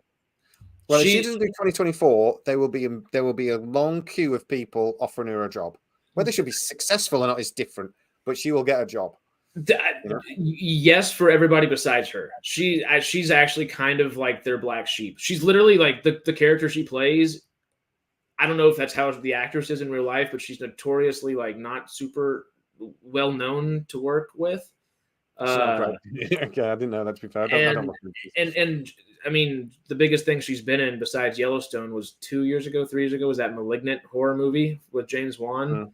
I'd never seen her in anything before this. Everything else she's in, people don't tend to truly like. They don't like her. Her character. Are you not? And don't get me wrong. She might get a movie in it, bomb, and we never see her again. That's what happens a lot. She will get a movie role or something because she is popular. Don't get me wrong. The studio might regret it, but she would get one. Well, she already has, and that's the thing. She's lost some goodwill with those. Which her asking for more money, I think, is interesting because of a lot of the goodwill she's lost. Cole Hauser and Luke Grimes, both of them. Luke Grimes is a singer and entertainer. He doesn't really need a whole bunch more money, but if you're going to take him away from touring to go make a bunch more money, there's reason to pay him more. Cole Hauser, I love Rip. Rip's one of the best characters in the whole show, but also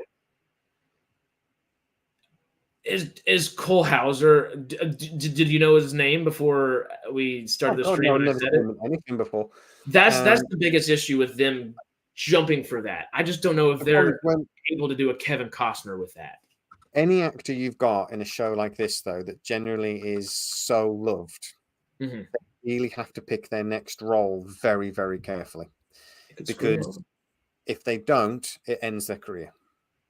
And we've seen it a million times.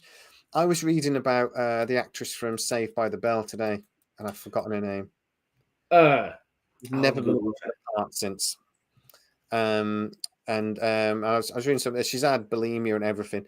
She was 16 apparently when Saved by the Bell was on, and the producers had to lie about her age, because of some of the sexually provocative clothing she was wearing. I do know her name. It will come to me. She's never been able to get part. Tiffany Thiessen? Tiffany Thiessen. Yeah. So she does like a cooking show or something on YouTube now or something, because she just said, I can't get a job. So I just gave up. Somebody like, but she was my generation adored her, but then she, Charisma Carpenter from Buffy and that, was a similar sort of thing. She just could not get a role after, even though she was massively popular. They do have to be very, very careful, particularly because there's the whole thing about becoming typecast. Yeah, you need to have somebody very clever who is gonna do that. And a lot of it's luck as well. There's so much luck involved. Luck and that agent pushing that luck for you. But if there's 4 or 5 of them together and they want to do this 2024, they can't get rid of all of them.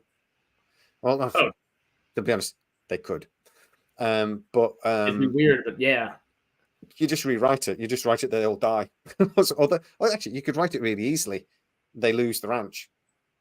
Simple as that. Which would hurt so bad. That's the thing that I'm just thinking about. The way they're going to do it has hurt my brain, just because I don't want them to lose the ranch, and none of us want them to lose the ranch. But there's going to be something that has to happen. Kevin Costner leaving is easy.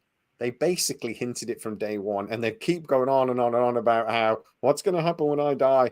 So he just dies. Well, real quick, that's the thing with Costner.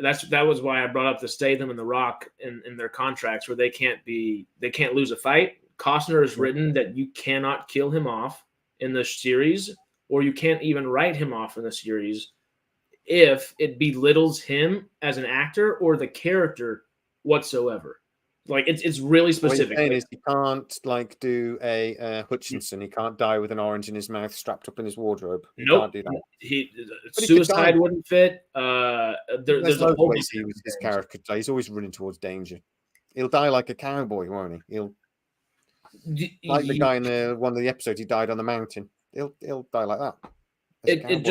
There's like Costner, because Costner's notoriously dramatic as well to work with on sets. Him and his lawyers have that's part of the legality, like part of the legal issues is he's written it in such specific wording that he has to die in a very specific way, and you can't just write him out either. He's kind of screwed production up in a big way because the wording's that specific.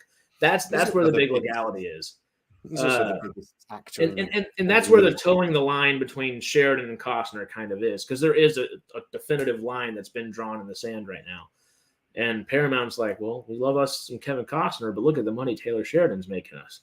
So, and it's the only money they're really making right now, too. So it's either Taylor Sheridan or Tom Cruise. Got a few other things, but yeah.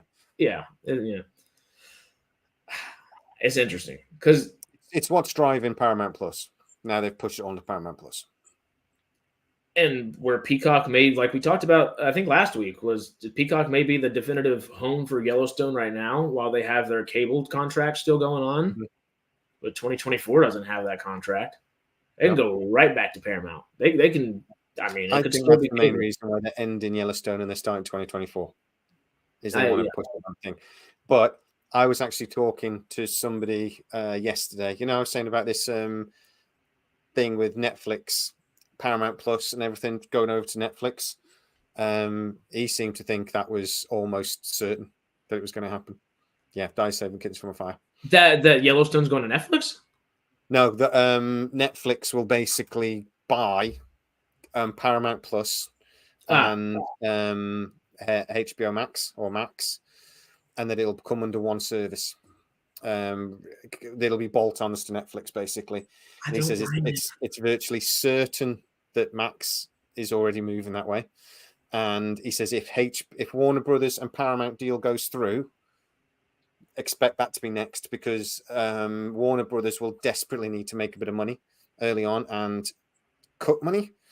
And he says an easy way for them to basically make $2 billion was his estimate. And not just through what Netflix would have to pay them, but through savings. Yeah, is for them basically to say, right, we're getting out of the streaming business. It's going to be a bolt onto Netflix. Done. Can you give me 1 second? I just have to pop off and I'll come straight back. Oh, totally. 1 second. Guess why? Guess why I need to leave for a second. Anybody? McDonald's?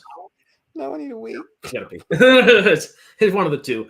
So while we are on Yellowstone and old Kevin Costner has found somebody to direct his newest passion project, which is different than he has it's 2024. So this year, I believe it is the beginning of summer and the end of summer. If I'm correct, I want to say it's June and August, but it might be like May and July. It could be May and August.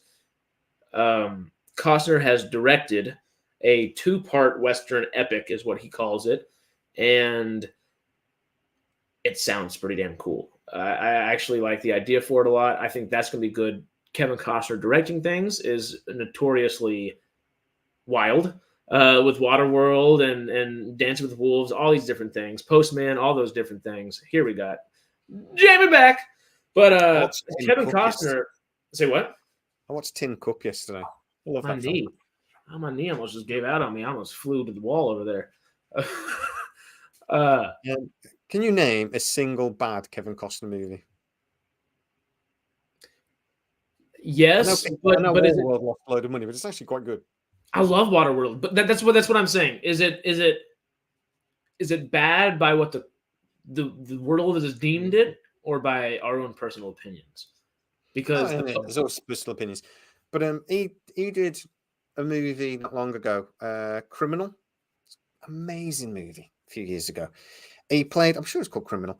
He played, basically, he was a psychotic murderer. I'm gonna have to watch it again now because I can't remember the plot. I feel like I remember somebody else implanted in his brain. Was there somebody else in there too? Ben Kingsley in it or something. So he's still got his mind, but then the person. So there's I think it's like a spy or something is dying, but he knows, he's dead, but he knows something. So they like implant some of the memories into Kevin Costner's brain because Kevin Costner's character had a lobotomy. So because he was such a psycho, and the sort of by the end of the film though they kind of merge. I haven't watched it for a while. I don't think I'm quite getting those details right. But anyway, it's a brilliant movie. He's brilliant in it. I don't really remember it coming out. Yeah, he's a serial killer. It's a fantastic film. He did a film a couple of years ago called Draft Day, which is about American Draft Day is good. My God, it's a watchable movie. It's something that shouldn't make sense at all. That movie, in all aspects of it, should as hell. Yeah, it should be boring. Yeah. For God's sake, what? I explain that film to anybody. Like, what? I'm not watching that shit. But you watch it. I don't like American football at all. I've watched that film about 5 times. Yeah, Chadwick Boseman's in there too, and he's good in that brief little bit there. That's one of those movies that I was the same way. I was like, why would I want to watch this? I'm not the biggest football fan. I might watch it on Sundays, but I'm not the biggest football fan. Draft Day's great. Gary Oldman, that's it. Gary Oldman and Tommy Lee Jones are in it. And okay. Ryan Reynolds.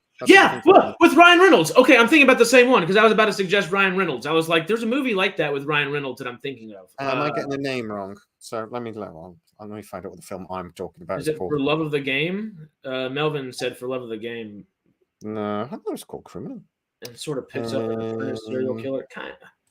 It is the one where he's a serial killer and he's and he gets like his brain. No. I guess the reason I asked what you were specifying was because Waterworld's one of those ones that the world does not necessarily deem a great movie, but damn, I have a good time watching it every time I watch it. The Highwayman's good as well. Oh yeah, that's a good one. What did I say it was called? Yeah, you said Criminal. Almost all of his movies are 6 or 7 plus on IMDb. Yeah, that's a good point. Because Ryan Reynolds was in it. I don't remember Ryan Reynolds in it. He's the one I remember the most in it, because he's the one that his brain gets all screwed up, right? Oh, is he the one that dies at this? Okay, that's why I don't really remember them. I'd forgotten. Because I remember he's trying to like contact, like part of his brain's like, I need to contact my wife, or why does this girl keep like coming into my brain? Yeah. And he turns up and there's because Kevin Costner turns up at her house, doesn't he? Oh, I'm gonna have to watch it again.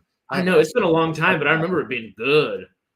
I know Gary Oldman. I remember, and then Tommy Lee Jones is the doctor, isn't he? The one that's trying to make it work. Mm-hmm.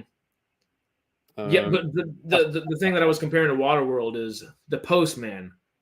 Kevin Costner directed it. People do not necessarily claim it's a very good movie, but damn, I've loved it since I was a kid, and it's one of those ones that just it makes me happy. I love that movie so much. I was going to say here then, did you know they did a Fields of Dreams too? I didn't know that, but it's only short. And Kevin Costner was actually in it. Did it really? They did that Field of Dreams TV show, didn't they? Mr. Brooks that's when he says a serial killer, isn't it, Mr. Brooks? That's scary, Mr. Brooks. So I'm now just looking through his. My God, he's done some good films. Hidden Figures, great film from the last decade too. Freaking great film. We talked about that. Oh yeah, we talked about that. You were saying, oh, the Americans couldn't get to space without any of our British math, and I was like, you ever seen Hidden Figures? Gee, what a great film that was. That was brilliant. Great. And she was what an amazing woman as well. We got our Southern ladies doing it right. I'm just saying. Yeah, doing a bit of math, getting in there, do some maths. God, he's done some great films. We don't speak smart, but damn, we think smart sometimes. Usually, whenever you can apply math to something that shouldn't be applied to, is when we get it well. If you make it, they will stay at home. God, that's kind of what it's feeling like. But hopefully, if you have a man that weighs 200 pounds, how many bullets would it take to kill him? That's that type of math. Oh, I was about to say, depends where you shoot. There you go. Hidden Figures was awesome. But yeah, so I guess I talked a little bit about Kevin Costner directing these two new epics that are coming this summer. But the film that I think he is slating for 2025 is when he wants to release it. 2026, probably more realistic, honestly. He has had a script, and I don't remember his spec script title, but he's had a script that he's been wanting to make for a few years now, and he's going to executive produce it, but not direct it. And Ariel Vroman, who I'm not super familiar with, is been tapped to direct it. I think he's done a few, or he or she, Ariel, or Ariel, one of the two. I think they've done a few kind of more like independent projects. But it's somebody that Kevin Costner is succinctly like gung-ho on. He released a little statement about it, so that's fun. And we got plenty of Kevin Costner coming, whether he's going to be on Yellowstone or not. So that's exciting. That's exciting. I do hope that they are able to finish all the Yellowstone stuff and get it wrapped up with a nice little bow. But I'm not sure. Vroman with a Vromen. I can Google him and bring him up real quick. Vroman. Yeah, it's a guy. He directed. Wait a second. Hold up. Don't look him up. I'm bringing him right here. Guess what he directed? Criminal. Surprise. That's why that'll be then. Oh, okay. Well, I'm excited for this one. Then. Produced on Rambo: The Last Blood, The Last Shaman, Iceman. Jewel of the Sahara, I didn't see. I didn't see Jewel of the He's Sahara. written a few things as well. Okay. So, yeah. Well, Rambo: The Last Blood doesn't necessarily excite me too much, but Criminal does. I do like the Iceman as well. Huh. He's doing something called 1992. Oh, that's a Taylor Sheridan, isn't it? I was going to say that sounded like it might be Taylor Sheridan. Because there's a 2024, and then he's doing another spinoff that is also one of those date kind of titles. Right. A shopkeeper must save his son from an angry mob during the 1992 LA uprising after the Rodney King verdict. Looks like maybe not. Oh, really? That's actually Ray Liotta's in it. He's what? Ray Liotta's in it, apparently. Oh. It's in post-production. He must have only just been in it. Yeah. Scott Eastwood's in it. All right. Okay. If it's Ray Liotta's last movie, I'm in. Because I thought Cocaine Bear was the last movie, so I saw it 5 times in theaters, and damn, I had a good time. But it wasn't necessarily an amazing movie. But the thing about Taylor Sheridan here for a second again, I think it's Landman is I forget what it's about, but Billy Bob Thornton is starring in it, and it's not another like 1883, 1923 kind of spinoff for Yellowstone, but it is more in that Tulsa King Special Ops Lioness or Mayor of Kingstown kind of realm. And he's doing another show with Billy Bob Thornton, which is awesome. Did you see 1883 yet? Brilliant actor. Yeah, Billy Bob precisely. Awful human being. But such a freaking good actor. If he's in something, I get so excited. As we've said, your personal political beliefs, or that if you're separate that art from the artist. I didn't realize Kevin Costner had written this project. Oh yeah, he writes a bunch. He wrote Waterworld and he wrote The Postman. I think he wrote Dances with Wolves, or at least teamed with somebody too. Something like that. Kevin Costner's a brilliant mind. He might be a bit of a dick on set, is what I guess the talk of the town's always been. But the dude's brilliant. The dude's just bloody brilliant in every sense of the term. Like, I'd love to work under and or alongside the guy one day. Like, it'd be sick. But then again, Taylor Sheridan. You want to make love to Kevin Costner? You want to work under him? It depends what movie we're talking about. You can do the dudes next week. You can do the dudes. You got it. Touche. I'll give you that. That was a good one. Landman's about oil rigs. Okay, that makes sense. It is a good film as well. But I'm excited about it if that's what it takes. Have we done? I think we're about done. The only thing left that we could talk about is we mentioned Jurassic World earlier. It is one of the two things that is actually making big buku bucks still. One of the only franchises that consistently makes money. And they've been doing it since 92 or 93, I guess, since the movie was 93. Novel, I think. Reinvented itself and carried on being popular as well, which is usually. So, I just, as you scroll through comment sections, as one does, I saw someone talking about this, and they said, well, it was Jurassic Park. Then we went all the way to Jurassic World. What would you think about, because it said that I think they're not going to bring back Bryce Dallas Howard and Chris Pratt and that crew. So it's not going to be the OG crew, and it's not going to be OG Jurassic World crew. So it's a succinct, like, new Jurassic kind of World 3. How about Jurassic Empire? No, I suspect I know where they're going with it, but I have no idea, honestly. They're not rebooting Jurassic World. They're the thing was when they put out the last one. Why can't I think of the title? Jurassic was not Fallen Kingdom. Right after Fallen Kingdom, Dominion. There we go. Who doesn't love freaking dinosaurs? That's the truth. They just keep making cash, and I can't blame them. It's amazing. But also, real quick, Peter, Jurassic Park VFX still stands up. During lockdown, when the cinemas, obviously no movies were coming out, my cinema released several films. And we went to go and watch one of the Harry Potters, but when we got there, for some reason, they said we couldn't watch it. They didn't have it or something. So we had to watch Jurassic Park instead. And we were like, yeah, okay. And all the way through the film, I was like, gosh, my God, this is amazing. How is it? This stands up. This is as good as anything today.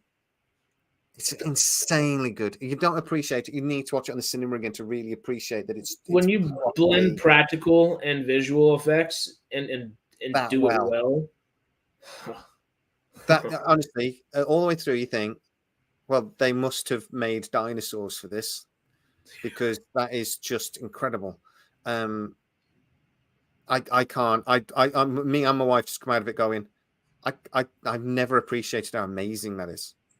Zombie dinosaurs, got to be done.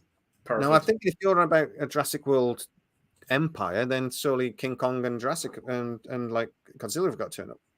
Oh, I guess they could do that. Expanding on a story, mate, they've done repeatedly. I imagine. I don't know for certain, but they've always done this story about the dinosaurs escaping into the human world. Mm-hmm. It's going to be. And now they're living alongside us after Dominion. So okay.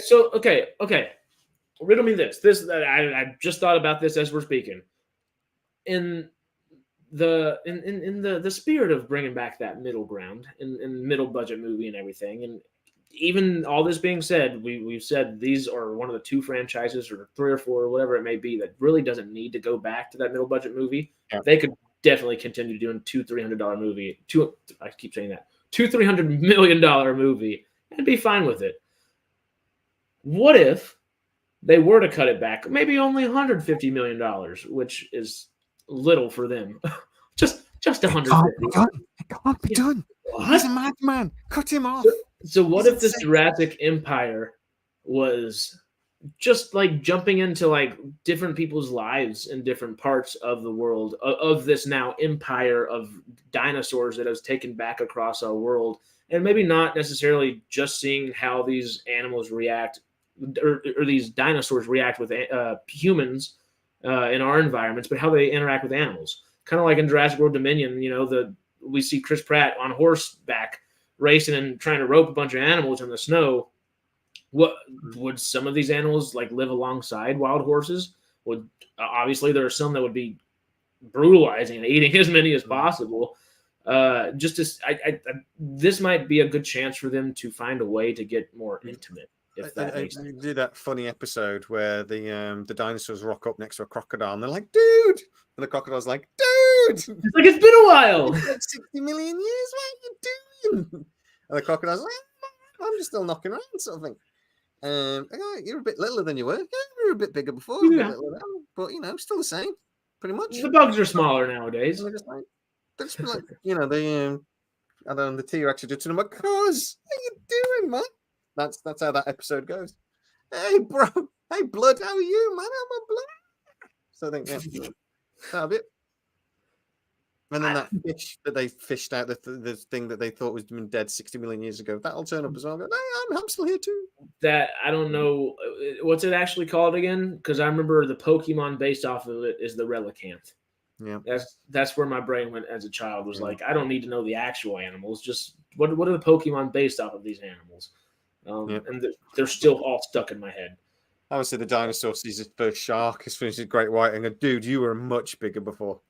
What the hell? What's going on, man? What are you eating?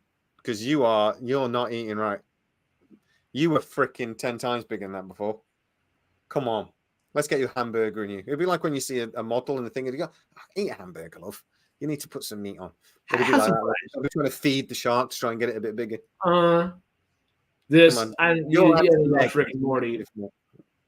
I know you don't watch Rick and Morty, but you should watch this Rick and Morty dinosaur episode. This dinosaur episode. Well, okay, to entice you to watch the show, watch this dinosaur episode. Okay. It's season 5 or 6, and just scroll through until you see the thumbnail with the dinosaurs. But it's 20 minutes that you will. It's 20 minutes that would turn into about 20 hours worth of Disney Plus now, so I can actually. The only reason I didn't watch it was because it was on like Fox when it first came out at like 3 o'clock in the morning or something. It wasn't really on a channel I watched, so I missed it. But I can stream it now, and I couldn't stream it anywhere before, but I can stream it now. So, and the new season's finally streaming. I always watch it on YouTube TV, so I guess I still have the cable version of it or whatever. But I literally have YouTube TV for that and for like What We Do in the Shadows, so I can watch it as they come out. And Only Murders has started putting it out on Hulu at the same time, so that's really nice. But there are certain ones. Only Shadows, what a show! So good, so good. Well, dude, you got to go. Let me eat my dinner. Yep, we're about that 2-hour mark, which I was shocked yesterday. I was really happy. Not yesterday, excuse me, Monday for comic adaptation. Schmook went 2 hours, and usually talking about 30, 45 minutes over there. He'll never hit that 2-hour mark. But they started talking about the Walking Dead comics, and they hit 2 hours. I came in because I was dealing with all this water in the back here, and I came in and I was like, oh God, they're an hour like 30 into it. So I just immediately was like, let me do with producers I can real quick. And it was fun for the last half hour, but hey, we're going to be hitting these 2-hour marks all the time. It's fun. The best conversations.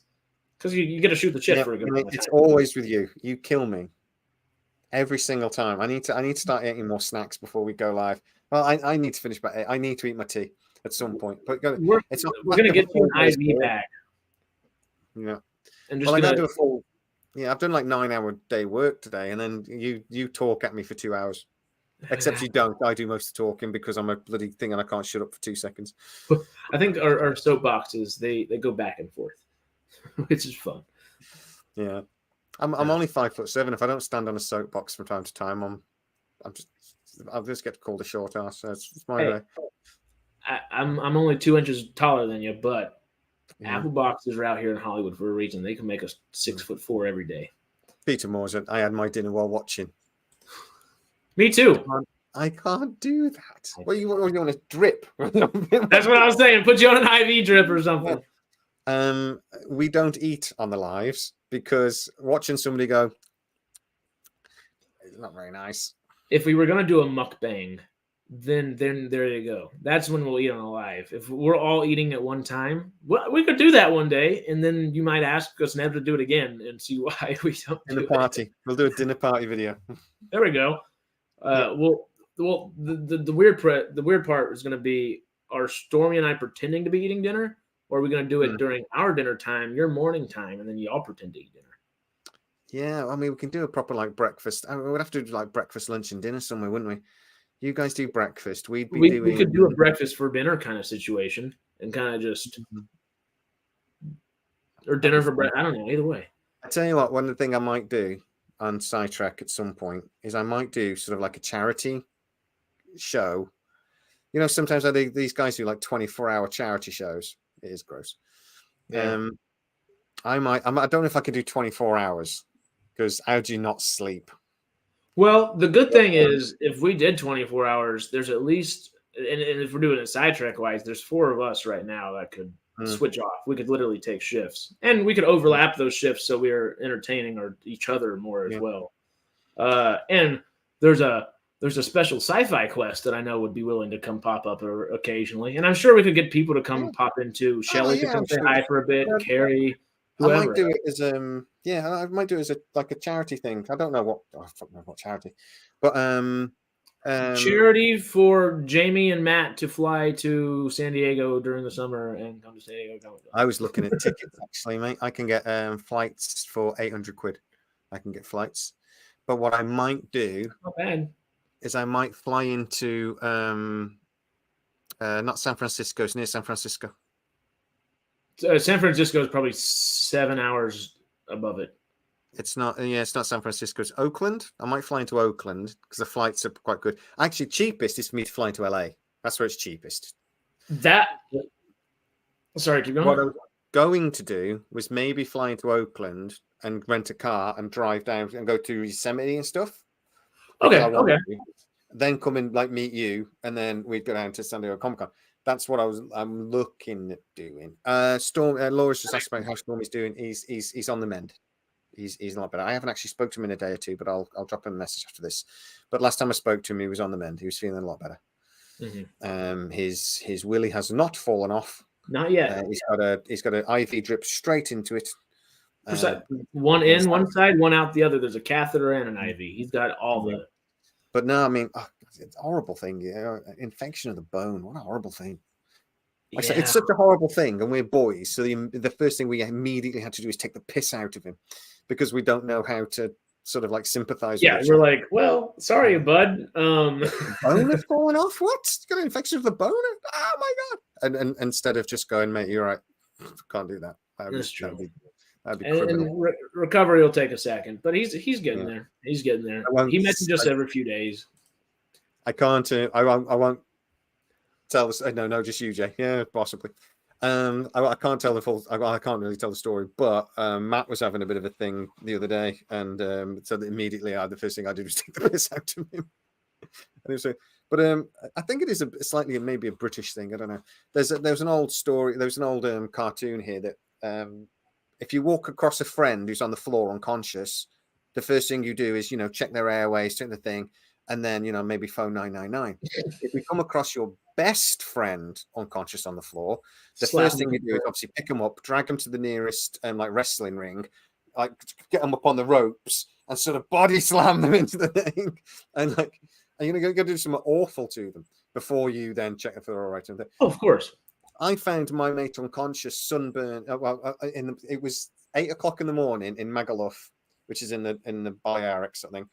And he was adjusting his pants, and we were like, "Oh, mate," because he's unconscious from the night before, and we were like, "Oh, he's gonna. As soon as the sun comes up, he's gonna die." So the initial thing is shall we cover him up, and then the second thought was, no, we should draw a penis on his back in suntan lotion. So we drew a penis on his back in suntan lotion. The git used it to pull women. He was there going, that's the scale. That's the scale. Hey, you got to take the cards you're dealt and deal them the right way. You play them the right way. We were there going, git. horribly sunburnt. He's used it to pull women. Git. Oh, that's great. But yeah, it's like that's but the thing is, I think in Britain, taking the piss out of each other when it comes from a place of love is a thing. It's like I could say things to my friends that I could not say to anyone else without getting punched in the face. Oh yeah. Well, because I mean Texans are a very similar way, and then I kind of started thinking about it. It's not really just Texans. It's more like people that. Not saying like Texas, you're raised with adversity around you all the freaking time. We're a very popular place. There's a lot of niceties around, but like it's almost like the Midwest, Texas, people like that just throughout, I guess, the states per se. Whether they actually have more adversity or not, they force it onto themselves and put themselves in that mindset, and that I think is taking the piss out of one another because it's. Or it's easier to take the piss out of one another at that point because there is like just a certain mindset you're in, and I just don't think cities have that same mindset most of the time. But it's weird because all of the UK has that mindset, and y'all are one giant city essentially with intermittent little farms and stuff. I do think there's definitely there's a cultural thing with us that we're supposed to have a stiff upper lip. We're not really supposed to show our emotions, particularly. That might be frowned upon if you're, if you show too much emotion. People are like similar in that cowboy kind of like I can take care of myself kind of way too. I don't like anyone doing anything for me. Even my wife will be like, "Do you want a cup of tea?" And I'll be like, "I'll make it." I don't want anyone to do anything for me. If I want something, I'll do it. I'll get it myself, sort of thing, And I have always had that sort of attitude. My dad beat it into me. It's like, don't ever be the sort of person that sits back and expects other people to do something for you because they won't. Do it yourself, sort of thing. Yeah. And I try to beat that to my kids who ignore me. So no, but you'll do it. I don't. Why would I do it? You can cook tea. I don't want. Teenagers, but I think there's an attitude, particularly thing. The harder something is, the more we take the piss. And I work for the NHS. It's very stressful. We take the piss out of everything. Death is around us all the time, so we mock it. Awful. It's like it's a coping strategy. Yeah. What are you supposed to do? Like? You either cope or mope. That's what you got. Those are your options, really. Harris need to come to the UK and see how beautiful it is. I'll show you some places. Not many outsiders see. I would love to, and I'm obviously jesting a bit. What he's talking about is his bedroom. That's what he's going to Melvin. What a name to tell off. Melvin. I'm a fan of Nugget, but I don't need your nuggets. I'm sorry, my friend. The black cat nugget that makes the occasional appearance, I'm a fan of, but I'll stick with that nugget. But real quick, I know Melvin did ask a question up here earlier. Oh, come on. Oh, here we are. Any progress on a release date for the Getaway film? One of the actresses that is in it with me, we went to eat dinner the other day after she just filmed a new scene for the film. So no, because the scene has to be put into the film. But there is a degree of progress because she did she saw the last 3/4 of the film of what we have so far. So there is some degree of progress. I have yet to be shown that yet, and I'll probably be the last person shown because I'll probably talk about it on here. So they want to make sure that I'm the last person to be shown probably, but hell, I'm excited for when it is. I'm trepidatious at the same time, but I am excited. Yeah, that's what I can say. I believe. But when am I going to Africa? I'll be in Africa from April 28th through May 18th, and I think I'll be back in the States by the 20th. Or I'll be back in the States by the 19th or 20th, and I'll hopefully be back in LA by the 21st or 22nd. No, you will be eaten by or both a lion or a hippopotamus. So 100% you're not surviving that trip. We have been tracked by lions before, and me versus hippo, I win versus hippo so far. But I don't know. Hippos kill more than anyone. They're the most dangerous animal in the world. But yeah, I heard they started filming the Mando film in June or July. That would be amazing. I would be kind of shocked, but it would be amazing. That feels like what they want to do. We'll see. We'll see if it happens. But yes, David. 2 days from now, it's Friday. Oh, I'm gonna have a good time. Sweet. It's gonna be fun. Turning a quarter. Friday. Yep. Quarter centurion. Whole 25. Oh my god. Birthday. We're birthday twins. We're both 25. I know you're just a few days. 25 years old. You know. And another 21 years. 1999. I wish I could remember more of it. Jesus Christ! You were born in 1999. I knew just saying that. Oh man, Jesus God, that's just mental. Yeah, don't worry. I think like I'm 30 though. Most people I hang out with tend to be 30, which is kind of fun. Oh man, I can't even remember being 25. Oh dear God. Sorry, y'all. Right. I need to go eat because it's 8:30.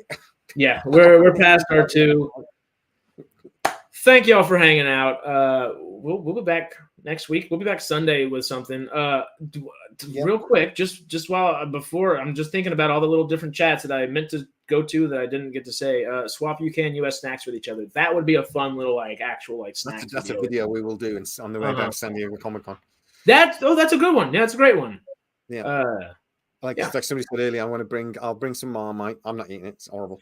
But I'll bring some Marmite and some Twiglets. I am not eating it's a little cake thing. The what? It's a little cake thing. It's awful. Like a Hostess donut or something? Like a Hostess Twinkie? Oh, God damn it. They mentioned in Ghostbusters. Twinkie, yeah, Twinkie. Twinkies are freaking disgusting. Oh, yeah. Well, okay, I'm not. It's a good thing I'm not going to give you any bullshit American snacks. None of those I guess I have to because you have to have little on-brand true American snacks. I was going to give you Texan snacks for a second. I'll do the nice kind of homemade snacks. I'll give you some apples and peanut butters. I'm kidding. I'll give you some better than that. But you don't know that one? It sounds awful. Oh, okay. Well, that's one of the snacks I you got to try. That's I like apples. At no point have I ever gone. No. Oh, it's Is it literally apples and peanut butter? Yeah, you literally just cut an apple up. That's what your mom gives you on a school little snack kind of deal a lot of time. You little peanut butter thing or Jif or Gif peanut butter or whatever. Jiffy peanut butter. Yeah. You'll try it and you'll think the opposite. No, I won't. I'll think that's apples and peanut butter. And you'll love it. Do you think I'm gonna be making that face over Marmite? Oh no, and rightfully so. It's disgusting. PB and Marmite is it's making me shudder a little bit. No. I like peanut butter and jam though, or jelly as you call it. It's not jelly, it's jam. Jelly's different. But I like peanut butter and jam. It's nice. I like salt and sweet. Salty and sweet is nice, to be fair. It is. Also, this we'll end it after all these little quick chats. I totally read that as it hit me when I was a girl that I was working. I was like, "What are we doing?" That is right. We established that earlier. I was like, "There we go." Okay. I don't know. I wasn't planning on it. Maybe for a little while. Maybe. I'll debate it. Friday night when you get in from whatever you're doing, go live for a bit. Just for fun. It'd be more like Saturday morning, most likely. Well, actually, I actually probably because there's a big reggae festival next week, and I'm doing my barbecue that I always do on the Thursday prior to it. So I'm actually I think I'm gonna have a pretty laid back birthday this weekend, which would be nice. Come on. Planning on it, but partying it wasn't my birthday a couple of weeks ago, and I had mine. Well, I appreciate all that. I will get back to you on that one. I'll let you know in the community section, the community tab. I don't know.